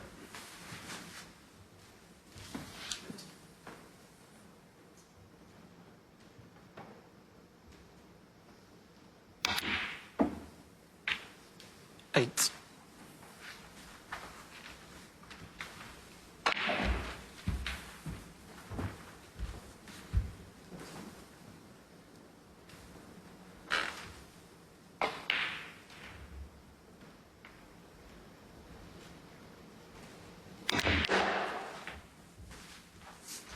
Played that nicely. You're not a player that you would sort of stroke shots in, and not a touch player. He really does sort of leather the balls into the back of the pockets, doesn't he? He's one of those sort of players, but he's very good at it. That's a 40. beautiful shot. I said he's not a touch player, but he's played a lovely little nudge there. That's the best of the match for me, that one.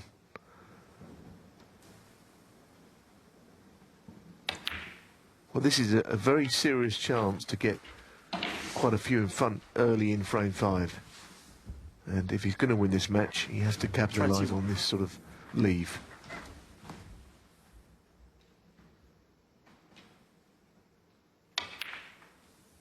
22.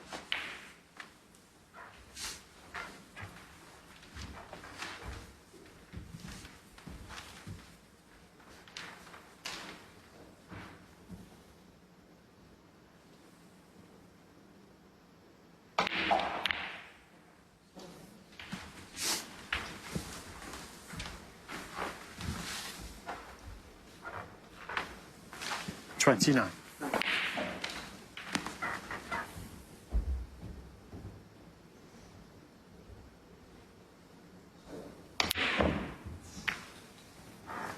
Over Oh, Heathcote, goodness 20. me, what a ball to miss. He's just trying to force it in, and he could have rolled this in and played on the black into the opposite pocket. I don't think he's someone that likes to trickle balls in very much. He likes to belt them.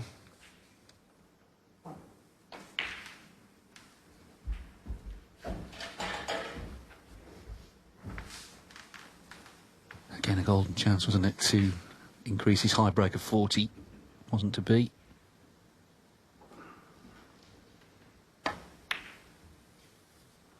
Well, Selby's overcut the red.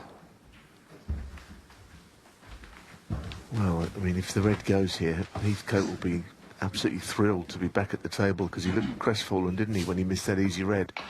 And if he can just continue as if it never happened with that break by knocking this in, none of it will mean anything.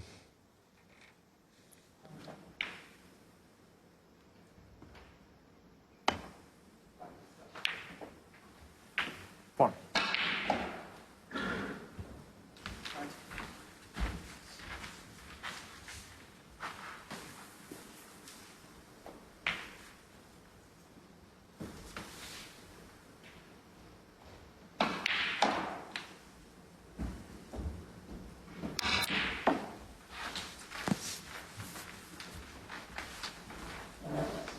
That's a really well judged shot.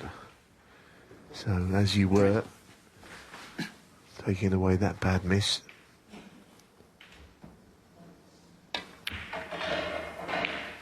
Four.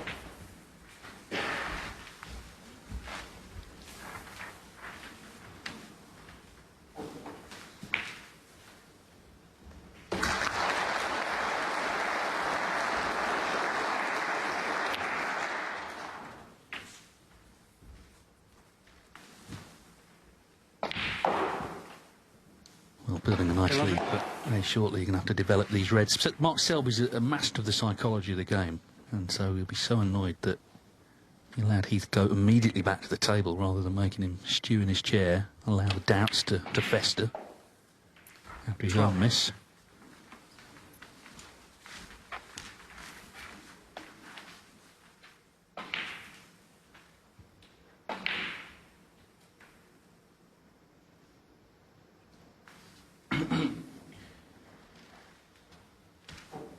Now, how's he going to open these half a dozen reds? Because they're, again, all very closely put together, and he doesn't have a particularly wide angle on the black to really get directly into them without hitting it at extreme pace. And as I say, I know he's not against doing that. He can play it off the cushion, but he's going to have to force it.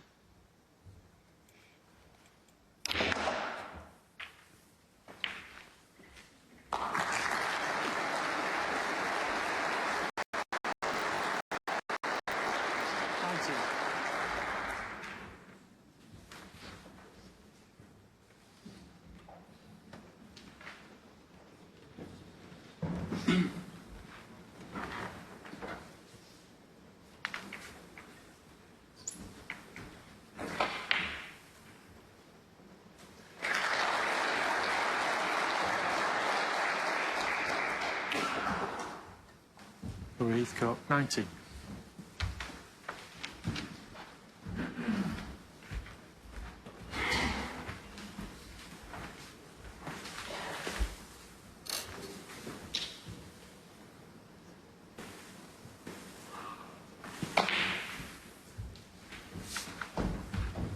So he's got a nice lead, but he'll know in the back of his mind, Heathcote, that it should have been enough to have already put the frame to bed.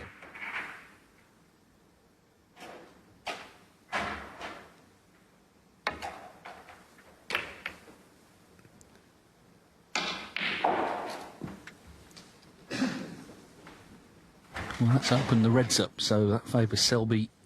He gets in the chance for the clearance.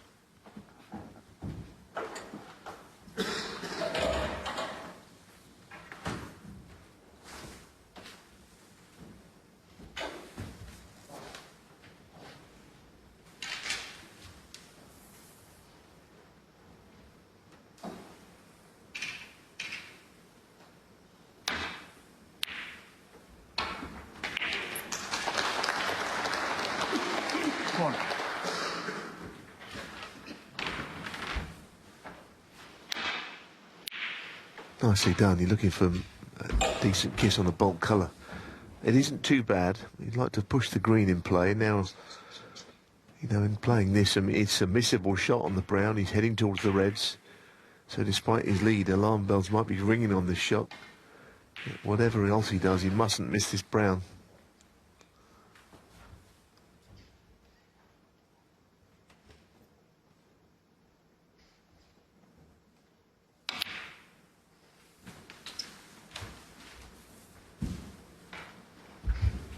That'll do. That's not bad. 5.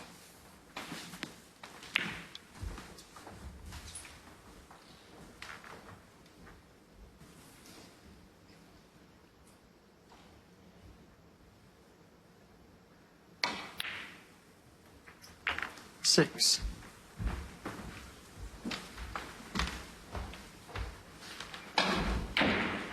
Well, not much more to do. 53 in front, so 58 with this blue, another red and a colour, and it's looking like 3-2 Heathcote.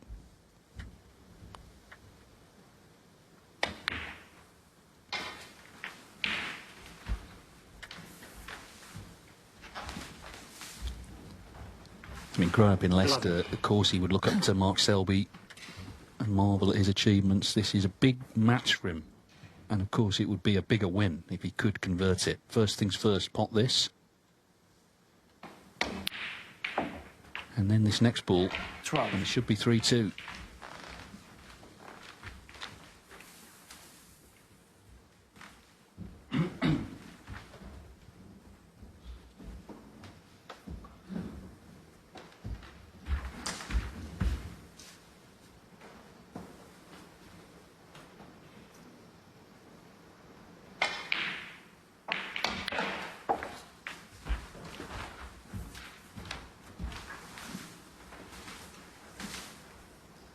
Seventeen.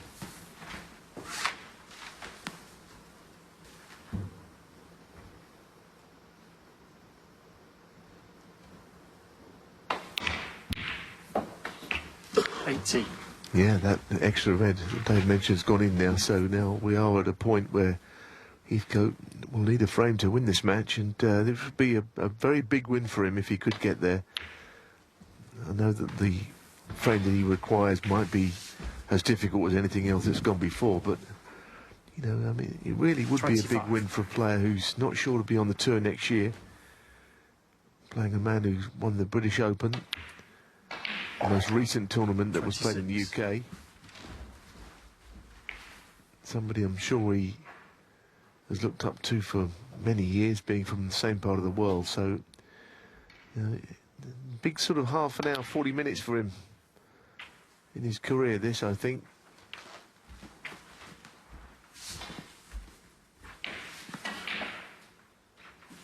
$32.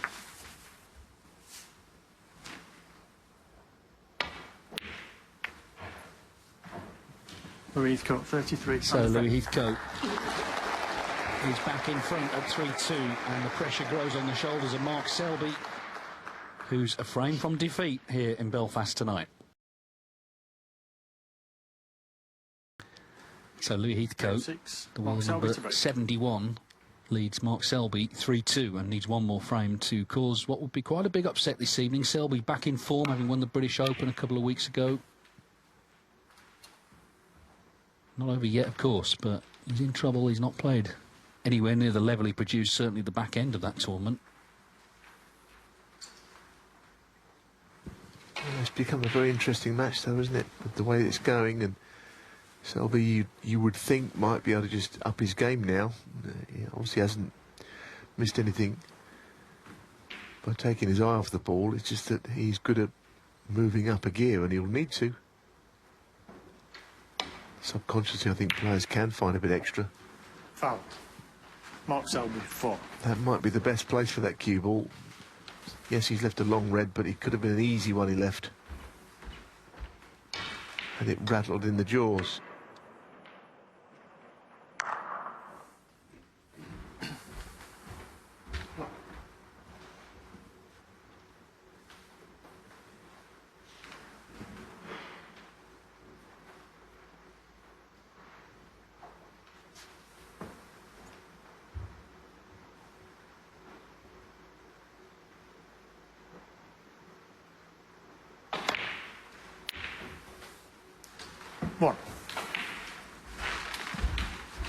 nicely done.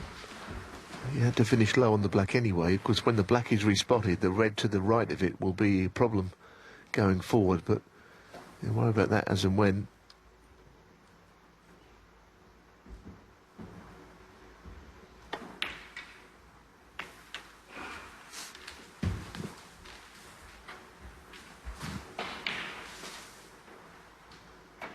Eight.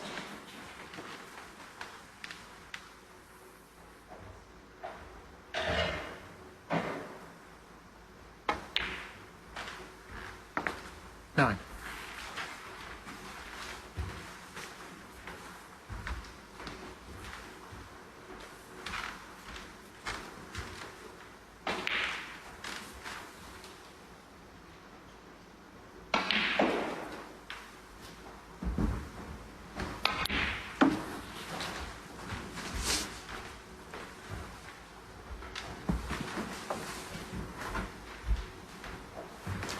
Eleven.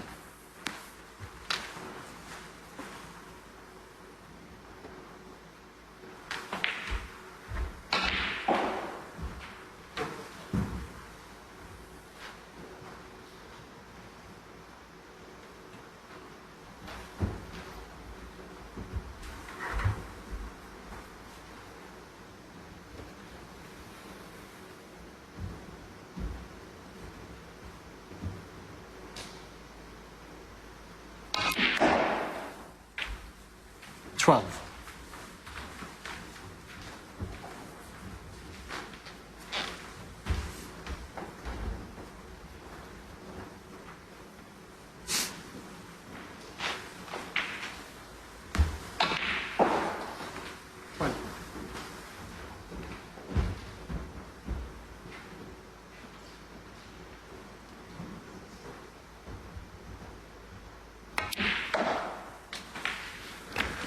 Yeah, well, I'm not sure quite exactly. I'm guessing he played off the cushion between the brown and yellow 15. down the left side, but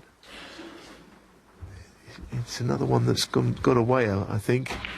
Don't think you see how it can keep this break alive now.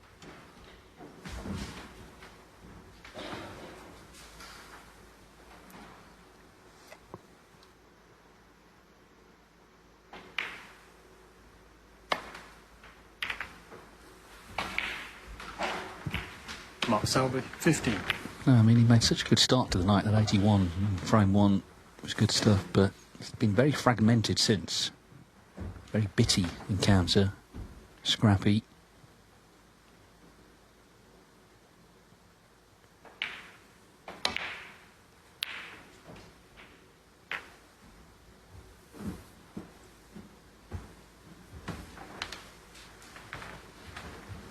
Just a reminder, Sean Murphy and Zhang Jun will be on this table when this is over. They've got that, of course, the follow-on slot where not quite sure when they're going to play, but we'll have that live for you after this one.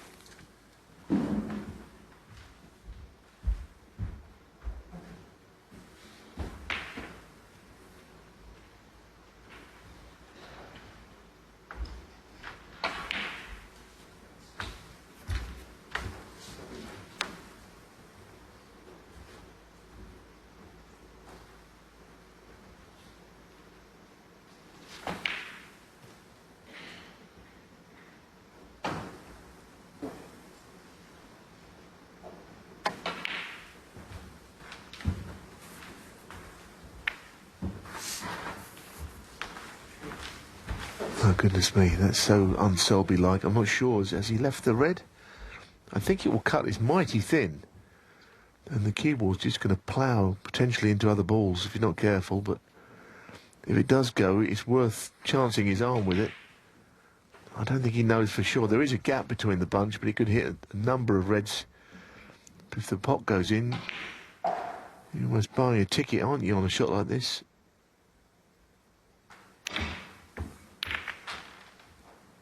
Oh, he's bought a ticket and he hasn't won the jackpot. He's done nothing wrong there. I mean, he's just got to make sure he pot the ball and hope. And on another day, he could be perfectly on a colour with the match there to be won. Pink ball.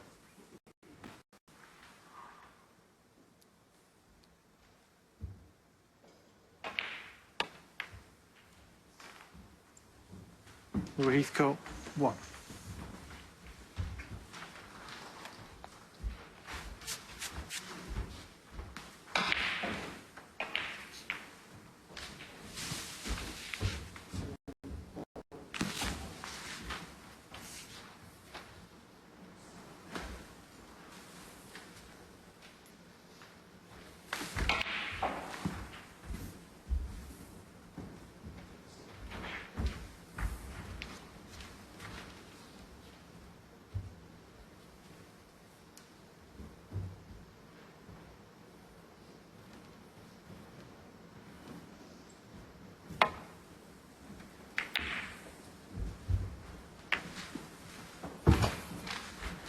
Well, the last 2 safety shots of Selby's were so unlike him.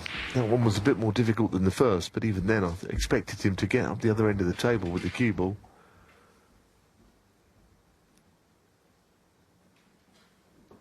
A bit under the collar out there, isn't he? Not having it all his own way by any means. But he has left a difficult start. This is a horrible shot to middle he's having to play here.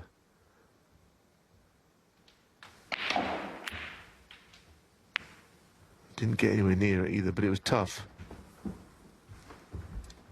Yeah, one thing you've got to say for him, he will take his shots on. He doesn't back away, but it wasn't easy, and we're in a very crucial stage, of course, of the overall match as well.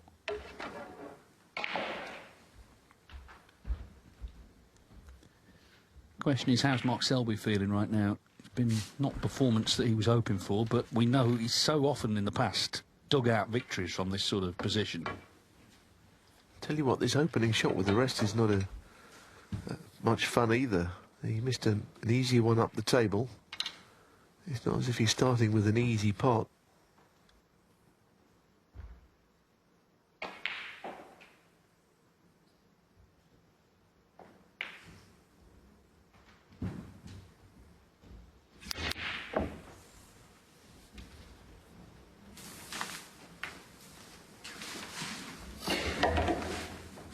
He's had a stroke of good fortune there, has he? Because maybe a couple of reds were available, but the little nudge means that nothing's available now to the left corner. Got a feeling he got lucky.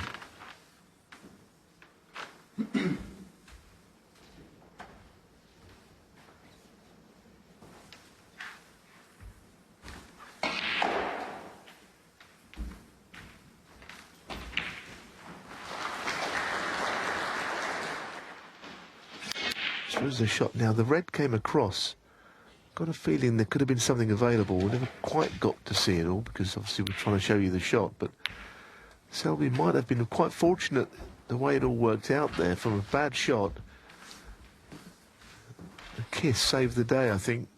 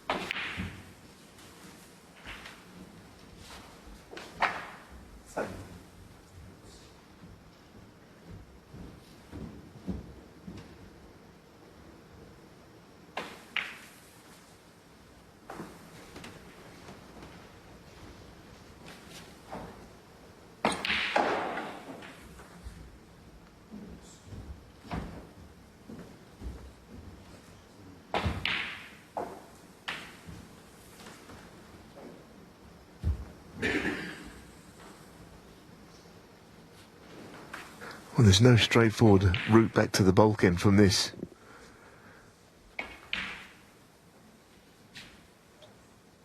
Have to play a little thin edge, but he's underneath the bulk cushion, makes it more difficult.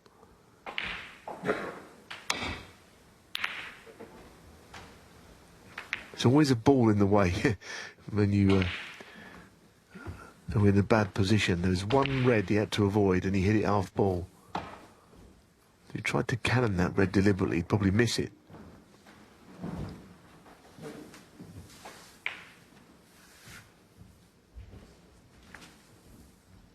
Well, nothing's coming easy, and you just knew you'd be slightly hampered by the brown. He's got all the experience in the world, Selby. Is he playing well enough, though, is the question, to turn this round? He's awkward again.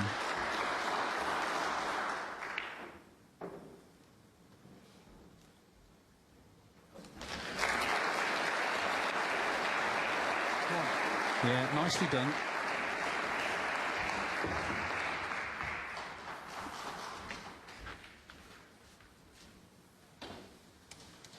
Stuart Bingham's won 4-1 against Scott Donaldson. You can see them packing away in the background. So next up, Gary Wilson against Mark Davis, and the winner of that plays Bingham in the last 32 of this Northern Ireland Open.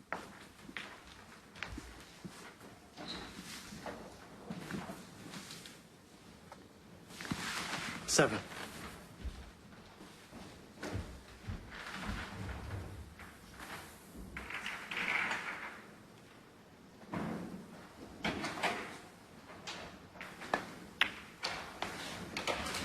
Eight.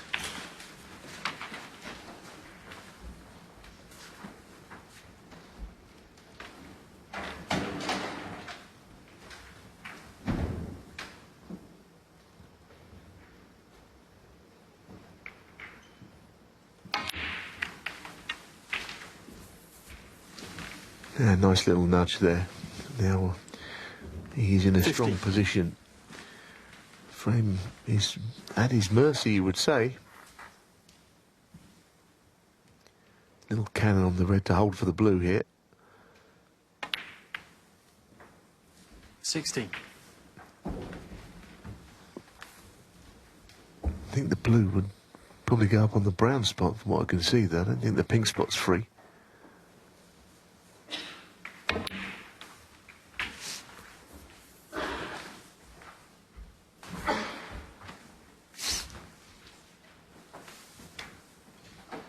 Twenty-one.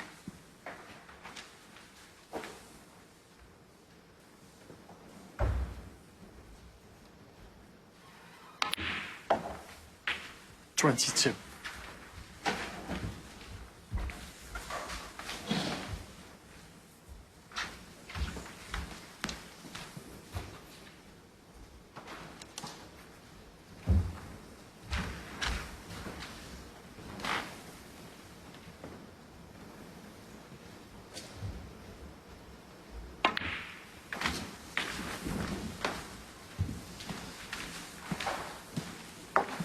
2 hours playing time. Mark Selby 20. 46 in front in frame 6. Looking to take us the distance. Well, I think they're just, yeah, on the other table. Someone's coming back in, I think. So he's just resetting himself.29.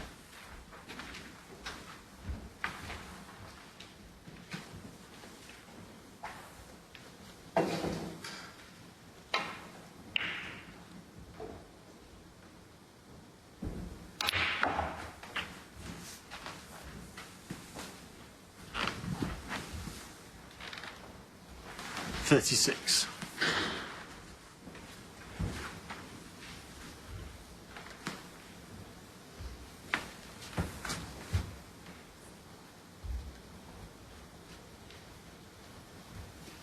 Once again, this is quite a stretch, this. We saw him miss one in an earlier frame where he was stretching, and it cost him frame 2, in fact. He's not quite at the point where he's over the line.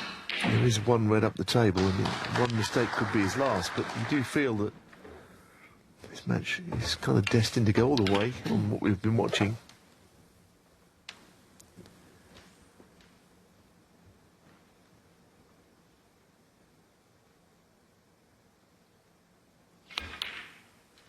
Oh, goodness me. Mark Selby, 36. Just when you feel that he is now moving up with his game, something else happens. And his rest play tonight's been out of character, not very good.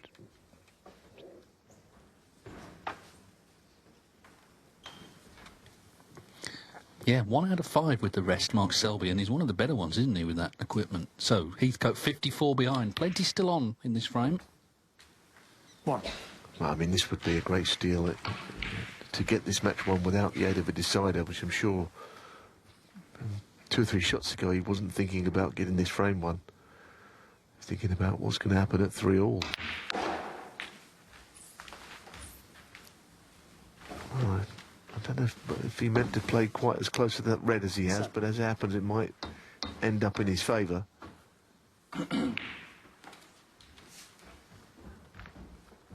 Well, they're big moments, aren't they? You know, when you're down in the 70s, as Louis Heathcote is in the rankings, you play a lot of snooker in the qualifying setup, and by its very nature, it's quite soulless. There's no one watching. It's not really what you dream of when you become a professional. You dream of this, playing in a big venue, big tournament, against a big name, with a chance to land a big shock.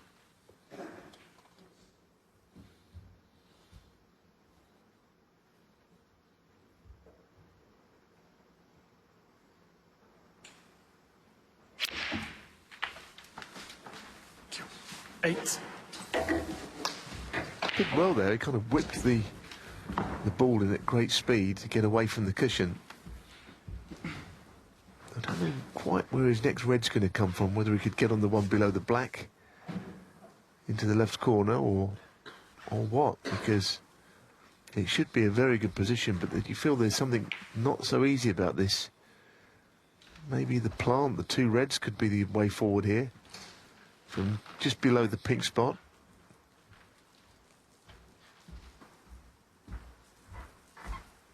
Can you be quiet, please?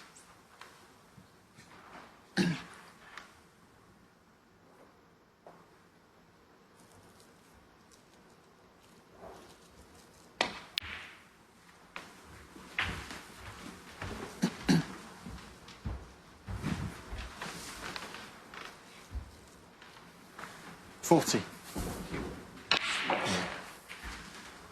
Can we just be quiet with them rappers, please? Thank you. Well, it's the old sweetie rappers, I think, that are causing the noise. It's the thing about the waterfront, of course, it's a concert venue, so the acoustics are brilliant, so sound does travel.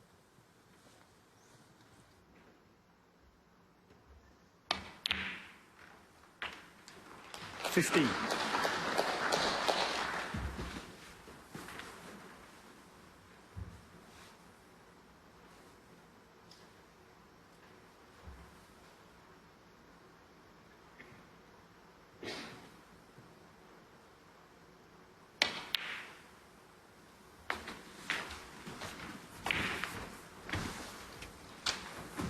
Now, what's the plan here? Because obviously the red up the table 21. is going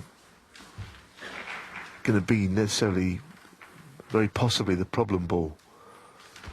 It's that annoying distance away from the cushion as well, that red up there on the right side, whereby in trying to move it, you could go around the back of it. You almost want it a little closer to the cushion. 22. But of course he might be able to play behind it. All of those mysteries are going to be solved very shortly here.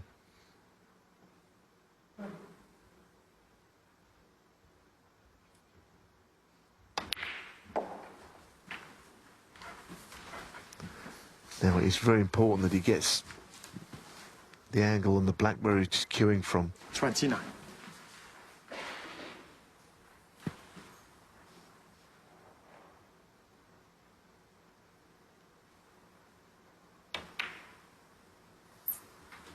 So, is he going to play to move it? As I say, it's a little further away from the cushion.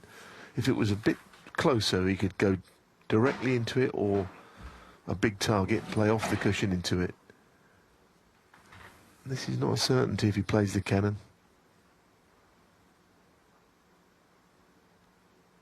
And that was the problem. He kind of knew it, although now, all of a sudden, a different 37. possibility has arisen. The double is on. There's no way in the world he played to leave the double, but he's on now. So could be a blessing in disguise that he missed it. Yeah, and remember his pull background. Doubling's a common part of that game. Good call, Dave, and it was very well played. Now, he's got more to do, but he's all of a sudden looking highly promising, this. Brown will go, well, they go up on the blue spot, but none of that should be enough to stop him. Mark Selby was bang in, wasn't he? He was close in around the black spot. Great chance for 3-3.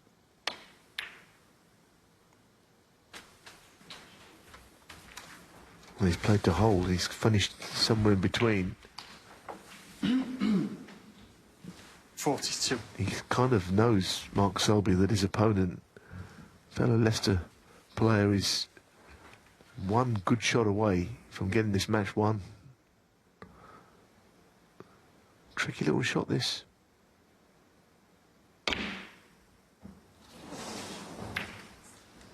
Louis Heathcote, 42. Well, it was a great chance, and it never really threatened the pocket, that one.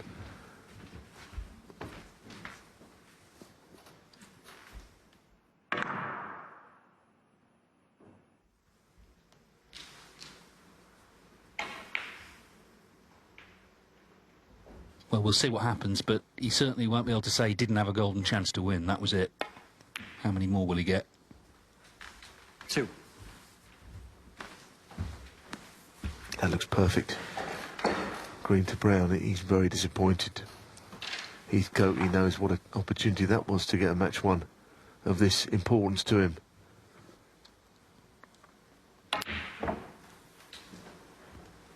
Five. Little glance at the scores tells him the brown is frame ball. You could see he was looking very concerned in his seat, wasn't he, Selby? But Heathcote couldn't take it out. And it looks like we're going to a decider after all. 9.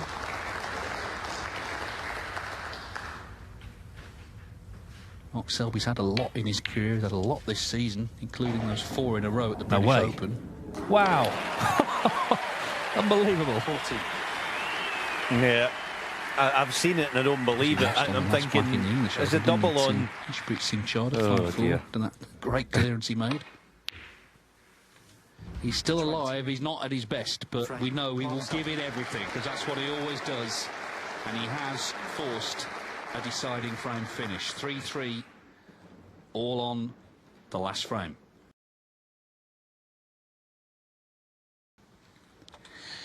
Here we go then, the deciding frame. Louis Heathcote had a great chance to win 4-2, Heathcote to break. but didn't take it. Mark Selby's levelled up 3-3.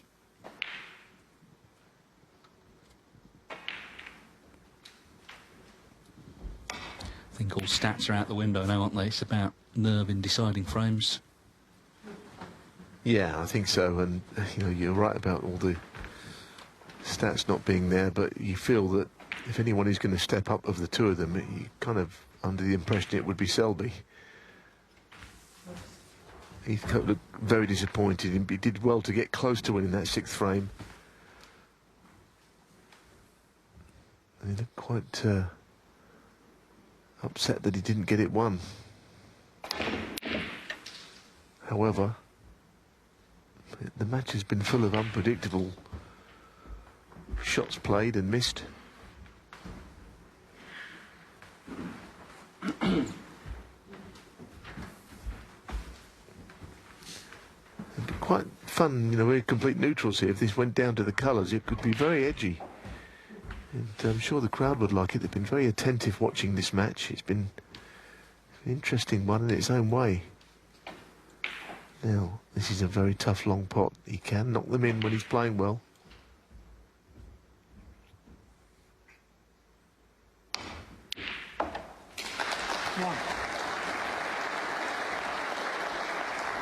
Well, that's the shot of the day for me, never mind this match. That's an absolute screamer of a long red. What a beautiful shot that was.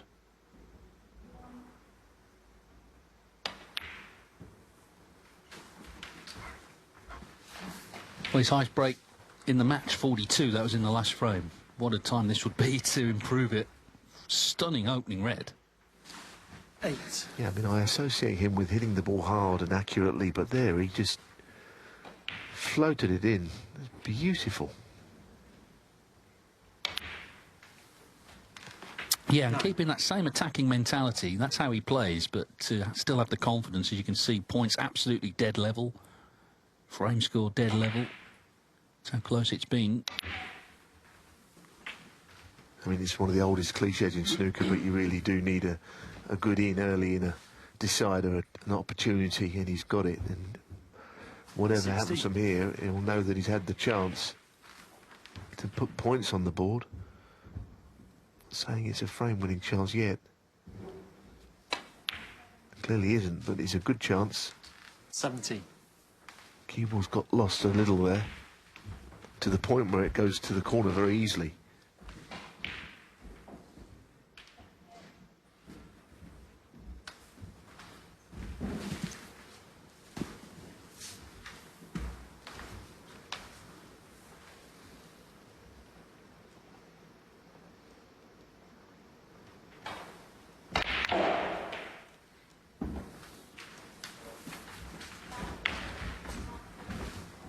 Obviously, the main bunch of reds is what he'd be eyeing up. There's nothing in there by way of a plant, so 22. he knows he's got to open them and do it as quickly as he can.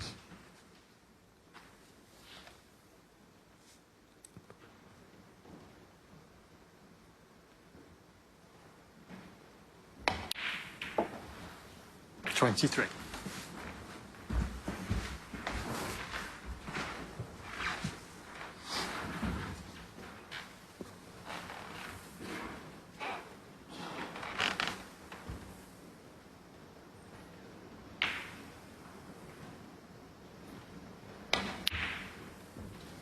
Be interested to see if the pink spots or if it goes behind its own spot here. Because if it goes behind its own spot, from blue into the reds might be a better option rather than black into the reds.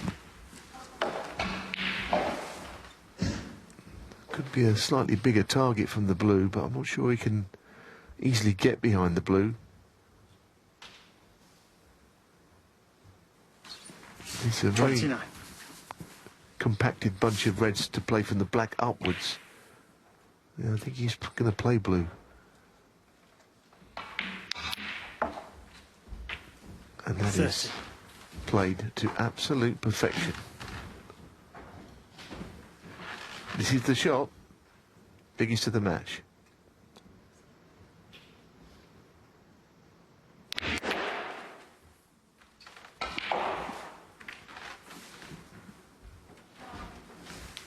Well, there was a little kiss at the end 35. which made a red possible. It didn't look like there was going to be anything on here. It didn't hold back. That was the kiss.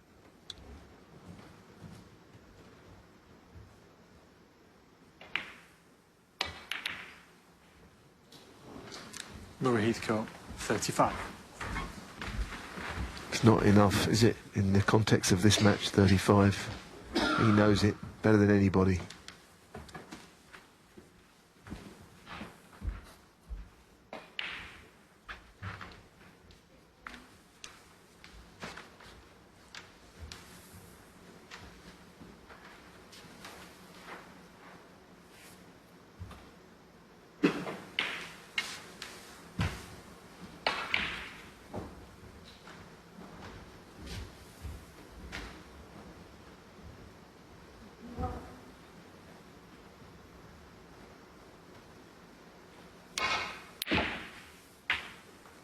One.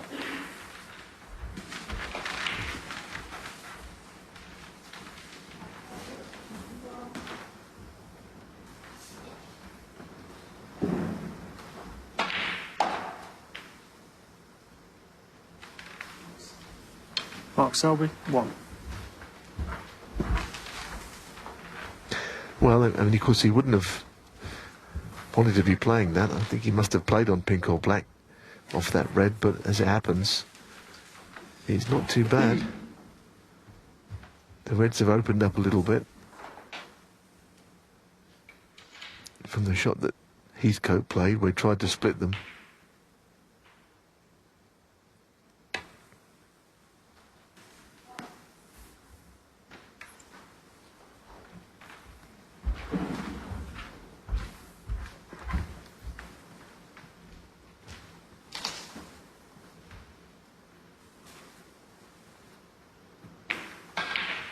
Yeah, I mean, Selby loses quite a few deciders as well, but he's just got a reputation for getting through these close matches, which Heathcote, of course, will be aware of as well. Moving the red off the cushion. I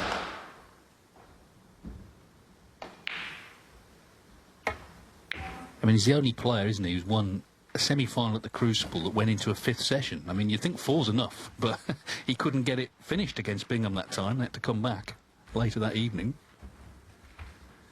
Yeah, and of course that semi-final that he won in Luca Brisell's championship went on until basically the morning of the final, didn't it, with the Mark Allen match. It was 4 sessions, but it went into another day, which probably didn't help him in the final, but that's another story. Brisell won it on merit.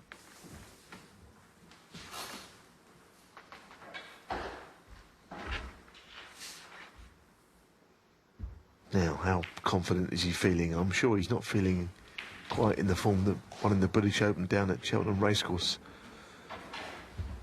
the other week. But to knock this long red in and get onto the black could be do or die in this match.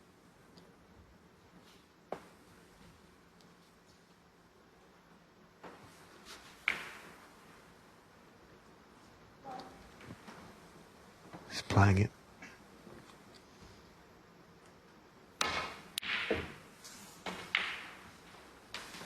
I don't know if there's something technically amiss with his game, because usually he can find a bit more, but he's just not firing on all cylinders on those long pots at all. He's missing them by quite a way.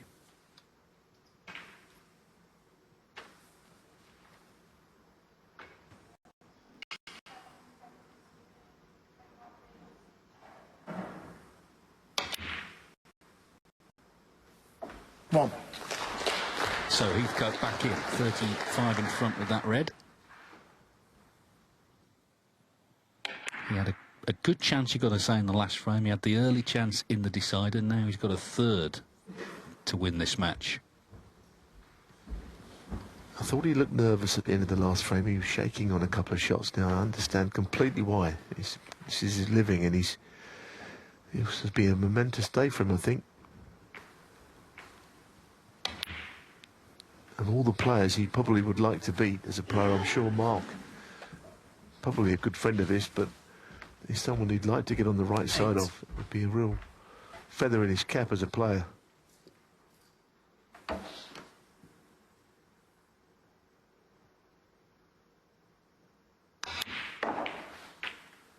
Nine. I'll say this, he'll never get a better chance to beat him than this.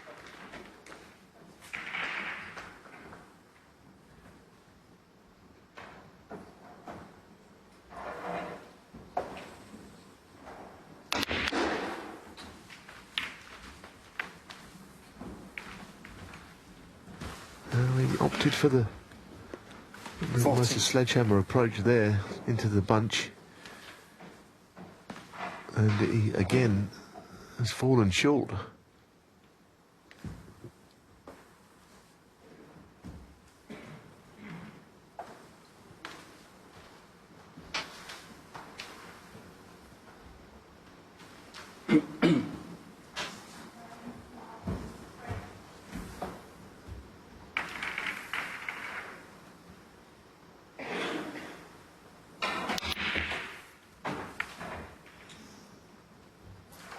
Oh, Heathcote, Well, that's 40.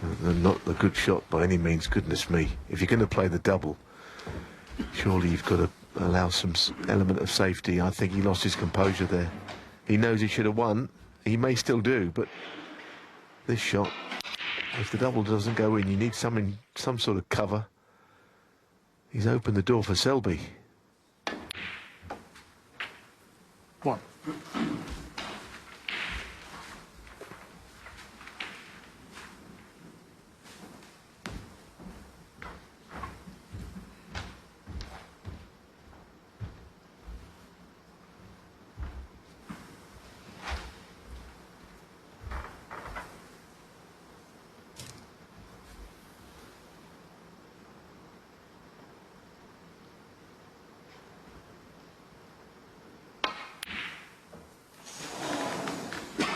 Selby. Oh, goodness me, that is unbelievable.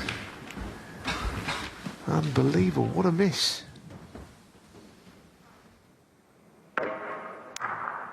I'm watching two things here. I'm watching Mark Selby miss that ball, and also Louis Heathcote eyes lighting up, thinking he'd blown it, and now he's back at the table. 1.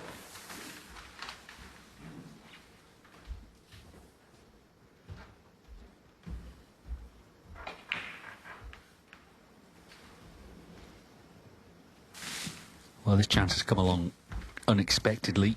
It's the fourth that he's had to win the match now. Third in this frame. Mark Selby all at sea for whatever reason.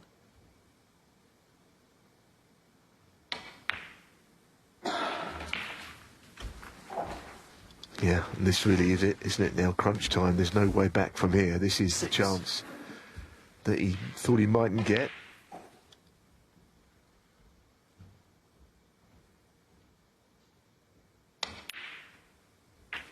Yeah, so 54 in front with the pink, 60 with 59 on.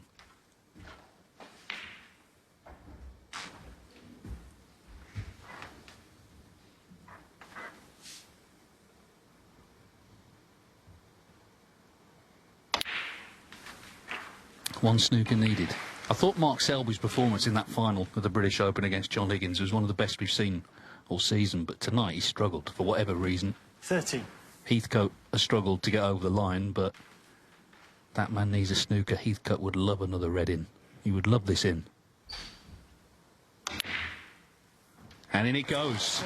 And you've got to say what a great win for Louis Heathcote. This will mean a lot to him, and of course now he hopes this is the start of a run here in Belfast. It's not easy down the rankings, it's slim pickings, and you play a lot of matches in front of basically nobody. 21. This is where he wants to be, on the big stage, taking down a big name.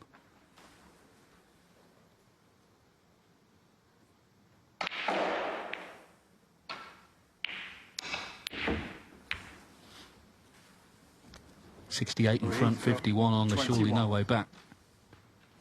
Selby's going to have a go, but 5 snookers needed.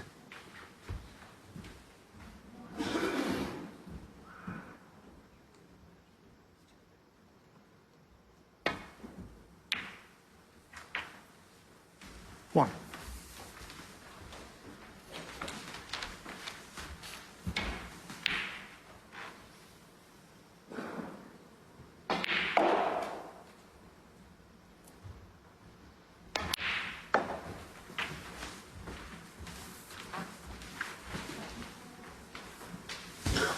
It's one of those, I think any other frame he would have conceded, but trying to just raise the stakes a little bit, take it down to the last red. 8. 3 ball chances, all of that, but even then it's a long, long way back. That green he missed was out of nowhere. I mean, he's not played his best tonight, but for him that was a very surprising error.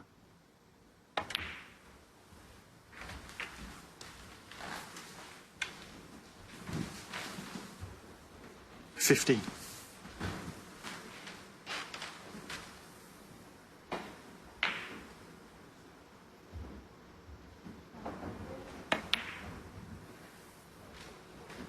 Mark Selby, 15. Yeah, I mean, he really would have liked that red to be on top of a bolt colour. You know, you need a lot of things to happen in your favour here.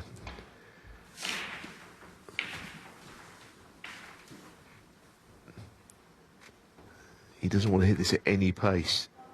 Doesn't want to go past the red. Oh, goodness, he's played it at the Foul.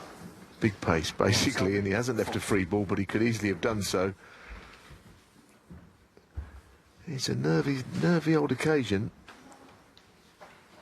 You can see that he's feeling it, even with a huge lead.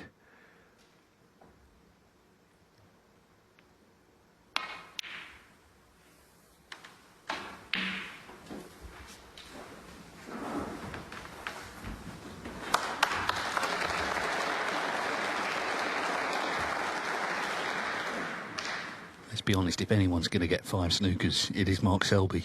He's got 1 already.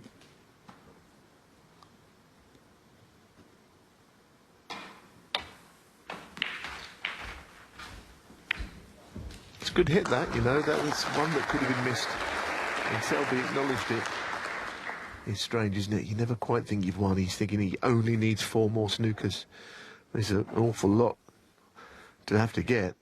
But as you say, against Mark Selby, you're never quite confident you've won until he actually shakes your hand and says, well played. Surely it's too much, though, isn't it?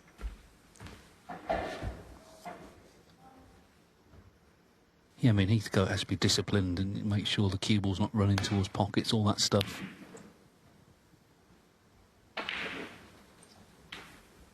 you get one yourself, that helps as well. Oh, yes, that will help, because Selby's got a big problem here. This could be his last shot.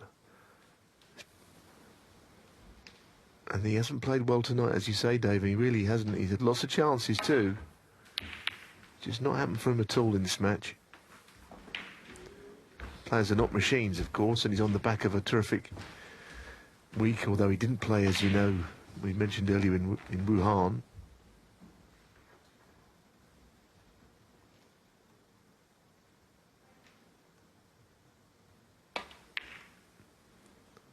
And that is just about it. What a win for Louis Heathcote.